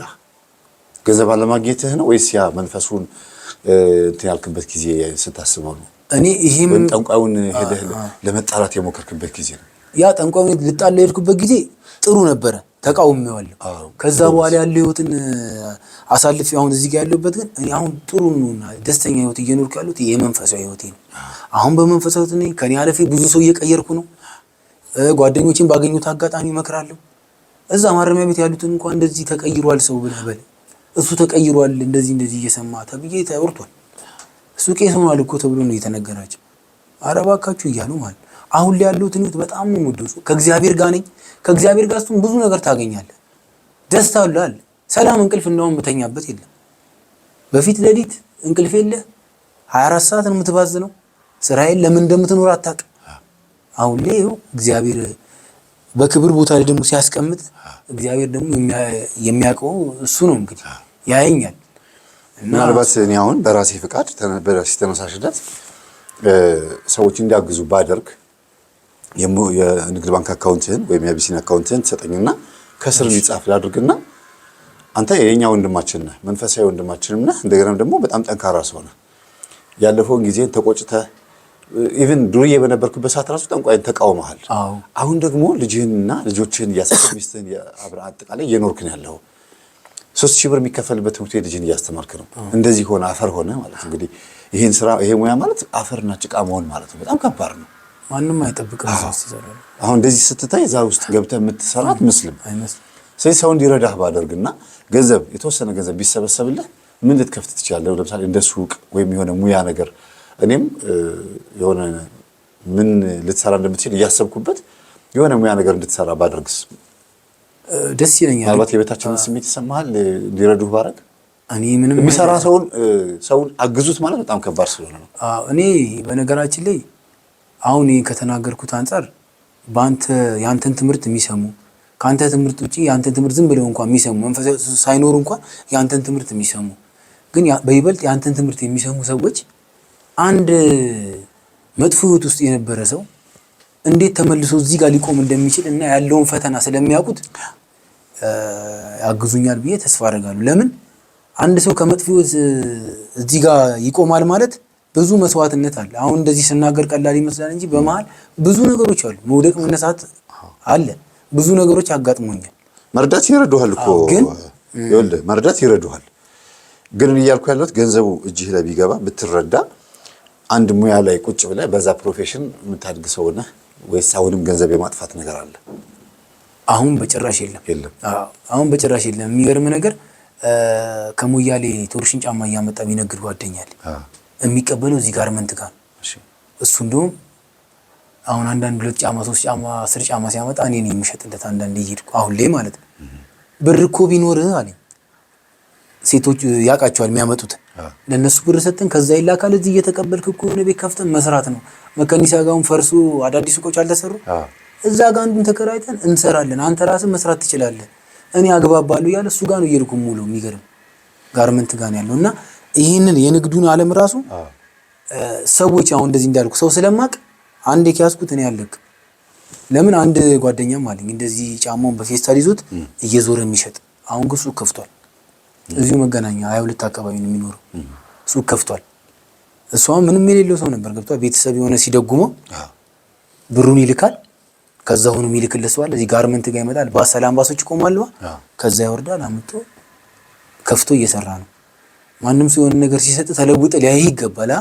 ስለዚህ እኔ ይህን ስራ እንደምሰራው አምናለሁ። አሁን ያልኩ በንግዱ ዙሪያ የምችለው እሱ ነው። ለምን ሁሌም በውስጥ የሚያለው እሱ ነው። የሆነ እጥፍ ብዬ ወደ ላይ በቃ ከፍ እንደምል አውቀዋለሁ ከእግዚአብሔር ጋር እና ይህን ስራ ለመስራት ዝግጁ ነኝ ብዬ አስባለሁ። በዚህኛው እግዚአብሔር እርዳህ። እኔ እንደሚረዳህ ተስፋ አደርጋለሁ። በስቱዲዮ የነበረን ቆይታ በጣም አጭር ነው። ምክንያቱም ከነገርከኝ ውስጥ በጣም ብዙ ነገር የቀረ ነገር እንዳለ ተስፋ አደርጋለሁ። ግን አሁን ባለቤትህን ደግሞ ሰላም ማለት እፈልጋለሁ። እሺ ባለቤትህን ሂጄ እንኳን ማርያም ማርቼሽ ማርያም በሽልም ታውጣሽ ማለት እፈልጋለሁ። እሺ ባሮጄ መሄድ የለብኝም። ባሮጄን መሄድ የለብኝም ስለ ምንድነው አራስ ሲጠየቅ ባሮጄ አይኬድም ነው። እና በዚሁ አጋጣሚ ግን ቤተሰቦቼ በአንድም በሌላ መንገድ ወንድማችንን ብናገዘው ደስ ይለኛል። በሙያም ስራ በመቅጠርም በገንዘብም አካውንቱን በራሴ ፍቃድ ከስራ አስቀምጣለሁ። በጣም ታታሪ ጥሩ ወንድማችን ነው። እጅግ የሚገርም ነገር ነው የነገረን። ሄዶ ተጋፈጠ። ያ የተጋፈጠው ነገር ምናልባት ያለ እውቀት ነው። ብዙ ጊዜ ጠንቋይን ስትጋፈጡ ብዬ ምንድን ነው የምናገረው? በእምነት በእውቀት በጾም ጸሎት በስግደት ውስጥ ሆነ እኔም ራሴ ጠንቋይ ቤት ሄጄ ተቃውሜዋለሁ። ግን የተጠጋሁትን አውቃለሁ፣ የያዝኩትን አውቃለሁ። አስተማማኝ እጅ ላይ ሆኜ ነው የምሄደው ያለሁት እና ምንድነው ወንድማችን በወቅቱ በጉርምስናም ጊዜ ስለነበረ ጠንቋይ የሚለውን ስም ብቻ ነው ይዞ የሄደው። አጭበርባሪ በሚለው ምንም አያውቅም በሚለው ነው የሄደውና ግን ጠንቋይ ጋር ደግሞ ሰይጣን አለ። ይሄን መርሳት የለባችሁም። እና ያ የተቆጣ አጋንንት አይደለም ሄዶ ሊቀጠቅጠው ቆመጥ ዱላ ይዞ ቀርቶ እየገበሩለት እያፈነደዱና በእርሶ መጀን እያሉት እንኳን እያመለኩት እንኳን የማይምር ነው። አይምራቸውም። ለምን ይሄን አጎደልሽ? ለምን ይሄ ሳንቲም ጎደለ? ይሄን ለምን ባልኩሽ ቀን አላመጣሽም? ይሄ ሰከንድ ለምን አለፈ ብሎ የሚቀጣ መንፈስ ስለሆነ ወንድማችን ደግሞ ሊቃወመው ሄዶ ሊበቀለው ይችላል። ያ ዋጋ አስከፍሎታል። 6 ዓመት መታሰር፣ ከዛ መንከራተት፣ ከዛ ልጁን ደግሞ እንዳያሳድግ፣ ከዛ ደግሞ አሁን ያለበት ህይወትና ይሄ ምንድነው በትምህርቱ ራሱ እንዲቋረጥ ምክንያት ከሆነው ነገር ውስጥ አንዱ ይሄ ነው ብዬ አስባለሁ። እንደኔ እንደምረዳው ከሆነና ወንድማችንን በሙያ አስተምሬው ሻማ የምትሰሩም ጧፍ የምትሰሩም ትሆን ትችላላችሁ። ሌላም ጫማ ቤት ወይም ጨርቃ ጨርቅ የሆነ ብቻ በእናንተ ውስጥ ሙያ አለን በጥሩ ደሞዝ እቀጥረዋለሁ ብላችሁ የምታስቡ ሰዎች ቢያንስ እኔ በትንሹ ይሄ ልጅ 15000 ብር ድረስ ደሞዝ ቢቀጠር በወር ማለት ነው በጣም እፎይ ይላል። 5000 ብር የቤት ኪራይ ቢከፍል 10000 ብር በጣም በቃ ትንሽ እፎይታ ይሰጣል ብዬ አስባለሁ። እኔ በትንሹ ነው ያልኩት። ለምን በአሁኑ ሰዓት በጣም ኑሮ ተወዷል። ከ15,000 ብር በታች እንደ 10,000 ብር ጊፍት ብንሰጠው ነው የሚሻለው እንጂ 10,000 ብር ቀጥረ ነው በጣም ከባድ ነው። ስለዚህ የምትረዱት ሰዎች አይ ከሚቀጠር ይሄን ያክል ገንዘብ ብንሰጠው ይሻላል፣ ይሄው እኔ ከዚህ ገንዘብ ላይ ሰጥቼዋለሁ ካለኝ ላይ እንደ ልጄ እንደ ወንድሜ ቀጥሯለሁ ብላችሁ የምታስቡ እናቶችና እህቶች ካላችሁ ለልጆቹ ብላችሁም ደግሞ ለሚስቱም ጀግንነት ለጥንካሬዋ ለመንፈሳዊቷ ለትህትናዋ ብላችሁ ደግሞ ማድረግ ትችላላችሁ። ከዛ በመቀጠል አራስ ናት ሚስቱ። ስለዚህ ስንሄድ ባዶ እጃችን አንሄድም። ልብሶች ይዘን መሄድ አለብን። ለህፃኑ የሚሆን ለራሷም ደግሞ የሚሆን ይዘን መሄድ አለብን እና ወንድማችን ጠንካራ ሆኖ መንፈሰ ጠንካራ ሆኖ አሁን 2 ዓመት ሆነ። አሁን 2 ዓመት ነው አይደለ? እንግዲህ ከወስሮ ከወጣ በዚህ 2 ዓመት ውስጥ ያኔ እኔ ታምሜ እንትን ያልኩ ጊዜ መተህ ተረድተሃል? አዎ እዚህ ከዛ እንትን ያሉ ጊዜ ቅዳሜ ትንሳኤ እንትን የሆሳና ዋዜማ ላይ መተት በሬ ላይ ጥለውብኝ የታመምኩ ጊዜ ለእናንተ እርዳታ ሰጥቼ አይደለ? ማታ ላይ የታመምኩት። ስለዚህ ነበር ካለ ይዘን ጊዜ በቃ ስለዚህ ወንድማችን ለኛ ለቤተሰባችን ከሚረዱት ውስጥም አንዱ ነው። ከዚህ በፊት ረድታችሁታል፣ አግዛችሁታል ብዬ አስባለሁ። በዛም ነው የተዋወቅነው ብዬ አስባለሁና ልጁንም በትምህርት ለማጎበዝ ለልጁ የትምህርት ቤት ክፍያ የሙሉ የዓመት ክፍያ እከፍላለሁ የሚል ሰው ካለ እንደው ብትከፍሉ ደስ ይለኛል፣ ብትተባበሩት እፎይ እንዲል። ቀጥሎ ደግሞ አይ የትምህርት ቤት የዓመት ክፍያ ከፍሎ ብሩ ሁሉ ብር እንትን ከሚል በወር እየከፈለ ገንዘቡን ግን እሱ ይነግድበት ከሚያገኘው ገንዘብ ላይ ቀስ ብሎ ይክፈል የምትሉ ሰዎች ካላችሁ ብትደግፉት ብታግዙት። ስልክ ቁጥሩና አካውንቱ አለ፣ ደውሉለት፣ አጽናኑት። ግን አንድ የማይፈቀድ ነገር አለ። ወንድማችንን ከማጽናናት ውጪ ብር ከመለገስ ውጪ ሌላ ተጨማሪ አላስፈላጊ ነገሮች ለምሳሌ መምህርን አገናኘን ምናምን የምትሉ ሰዎች አላችሁ። ፕሊስ ባካችሁ ይሄን ነገር ተውት። እኔም አልመጣላችሁም፣ እሱም ደግሞ አያቀርባችሁም። ምክንያቱም እኔና እሱ በቃ ኦልሬዲ ኢንተርቪው አድርጌዋለሁ። መልካም የላይፍ መልካም ህይወት ይሁን ብዬ ወደ ሌላ ሰው ነው የምዞረው። እሱ እኔ ጋር መጥቶ ገሊትን አገኛት ምናምን አይልም እና መምህርን አገናኘን። መምህርን ካላገናኘን ወይም ካገናኘን ይሄን እንሰጣለን የሚባል ነገር ጥሩ አይደለም፣ በጣም ነውር ነው። መርዳት ከሆነ መርዳት ነው። ስለዚህ እንደዚህ ብታደርጉ ደስ ይለኛል። እግዚአብሔር መጨረሻውን ያሳምርልን። ህይወቱ ተስተካክሎ ደግሞ አልፎለት ሄጄ ማየት እፈልጋለሁ። 3 የቤት ስራ አለብኝ። አንደኛ ወንዝ ላይ ሄዶ እንዴት ሚስማር ምናምን እንደሚያወጣ፣ ሁለተኛ ነገር አራስ ሚስቱን ሄደን እንጠይቃለን። ሶስተኛ ደግሞ መንፈሳዊ ህይወቱ ላይ ያለውን ደግሞ እንደገና እንዳዲስ እንዴት እንደሚጸልይ እንዴት እንደሚሰግድ ወደ ቤተ ክርስቲያን እንዴት እንደሚሄድ ከዛ በኋላ ያለውን ላይፉን ደግሞ ከጓደኞቹ ጋር ደግሞ እናወራለን እና ይሄን 3 የቤት ስራ በሚቀጥለው ፕሮግራማችን ላይ በደንብ በሰፊው እንመጣበታለን። ስለነበረ ሰዓቱ ላይ አምላካችን ስም የተመሰገነ ይሁን። መጨረሻ የምትለው ነገር አለ? በቃ ምንም መንፈሳዊ ህይወት ላይ ውስጥ በመሆንህም ከዛም በኋላም ደግሞ ያለውን ነገር የምትናገር ከሆነ አሁን ላይ የኖርኩ ያለሁት ህይወት በጣም ደስ የሚል ነው። ማታ ከስራ ሙዬ ሌላ ቦታ ሙዬ ገብቼ ጸሎት አድርጌ ሲተኛ ሰላም እንቅልፍ ነው። ከዛ ሰንበትን አክብሩ የሚለውን እንኳን ማክበር የጀመርኩት አሁን ላይ ነው። ያው አንተ ትምህርት ከተረዳው በኋላ እሁድን አልወጣም፣ ሂጅ አስቀድሳለሁ ጠዋት። እሷንም ልጁንም አሁን ስለወለደች ነው ልጁንም ይሄድን እሱም ይጸልያል ግዝ ምናምን በቃ የመዝሙረ ዳዊት ሽምድድ አድርጓል በቃሉ። በቃ በጸሎት ነው አሁን ያለሁበት ህይወት በጣም ደስ ይላል። ደስ ብሎሃል? አሁን አብሶ ተንበርክኬ ጸሎት ጋር ቦታ ላይ ቁጭ ሲል ከኋላ የመጣሁበትን እውነት ከዛው መጥቼ ነው እዚህ ጋር ያለሁት እላለሁ። ህልምን ሁሉ ይመስለኛል። እግዚአብሔር ያጽናናል። ህልምን ላይ አይቼ ማላቅ ልጅ በቃ አሁን በመንፈሳዊ ህይወት ከመጣሁ በኋላ ነው ጥሩና ደስ የሚሉ ህልሞች የሚያቸው ደግሞ ስክትክት ብሎ ሆኖ ነው ማገኛቸው እና እግዚአብሔር በህልም ያናግርሃል ማለት ነው። አዎ እግዚአብሔር የተመሰገነ ነው። በቃ አሁን ጥሩ ጊዜ ነው። ማን ነው የምትወደው ከቅዱሳን ወይም ከመላእክት ወይም? እኔ ቅዱስ ሩፋኤልና ቅዱስ ሚካኤል። ቅዱስ ሩፋኤል ቅዱስ ሚካኤል። ነገ ደግሞ ቅዱስ ሚካኤል ነው። ነገ ቅዱስ ሚካኤል ነው። ህዳር 12 እዛው በዋዜማው እያወራን ጀሞ ሚካኤል ከጀርባችን ነው። ሄዳለሁ እንግዲህ ከልጄ ጋር። ቅዱስ ሚካኤል ይርዳ። አሜን። አይዞሽ፣ በርታ። እግዚአብሔር ካንተ ጋር ይሁን። እሺ፣ በርታ። ሰላሙን የእግዚአብሔር ቤተሰቦች፣ ወደሚቀጥለው ፕሮግራማችን እናልፋለን።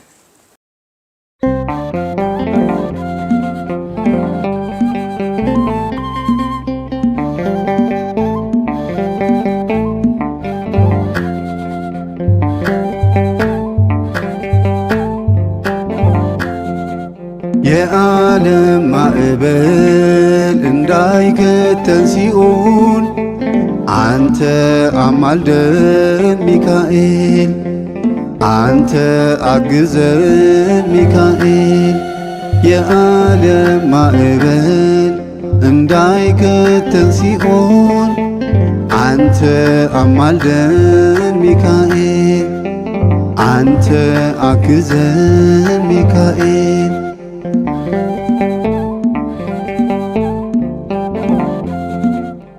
በዚህኛው ዓለም ለሥጋችን በሰማይ ደግሞ ለነፍሳችን ረዳት ነህና የማትተወን ታላቁ መልአክ በል ቁምልን። የዓለም ማዕበል እንዳይከተን ሲኦል አንተ አማልደን ሚካኤል አንተ አግዘን ሚካኤል።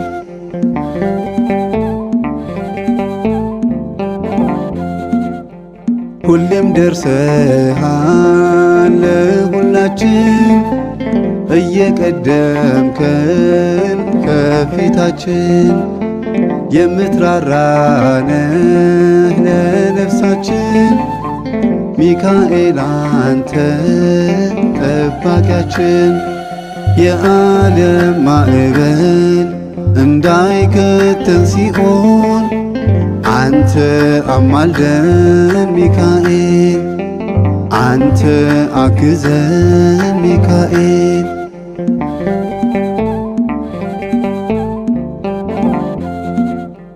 በብርሃን ውበት በጸዳልህ ነቢዩ ዳንኤል በክብር ያየ ሰይፈ ነበልባል በእጅህ ይዘህ አንተ ነህ ኃያል ና ሚካኤል። የዓለም ማዕበል እንዳይከተን ሲኦል አንተ አማልደን ሚካኤል አንተ አግዘን ሚካኤል።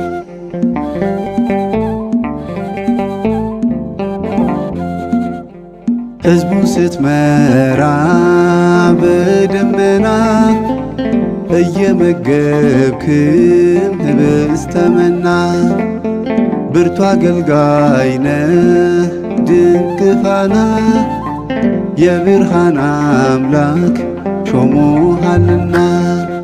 የዓለም ማዕበል እንዳይከተን ሲኦል አንተ አማልደን ሚካኤል አንተ አግዘን ሚካኤል። የዓለም ማዕበል እንዳይከተን ሲኦል አንተ አማልደን ሚካኤል አንተ አግዘን ሚካኤል።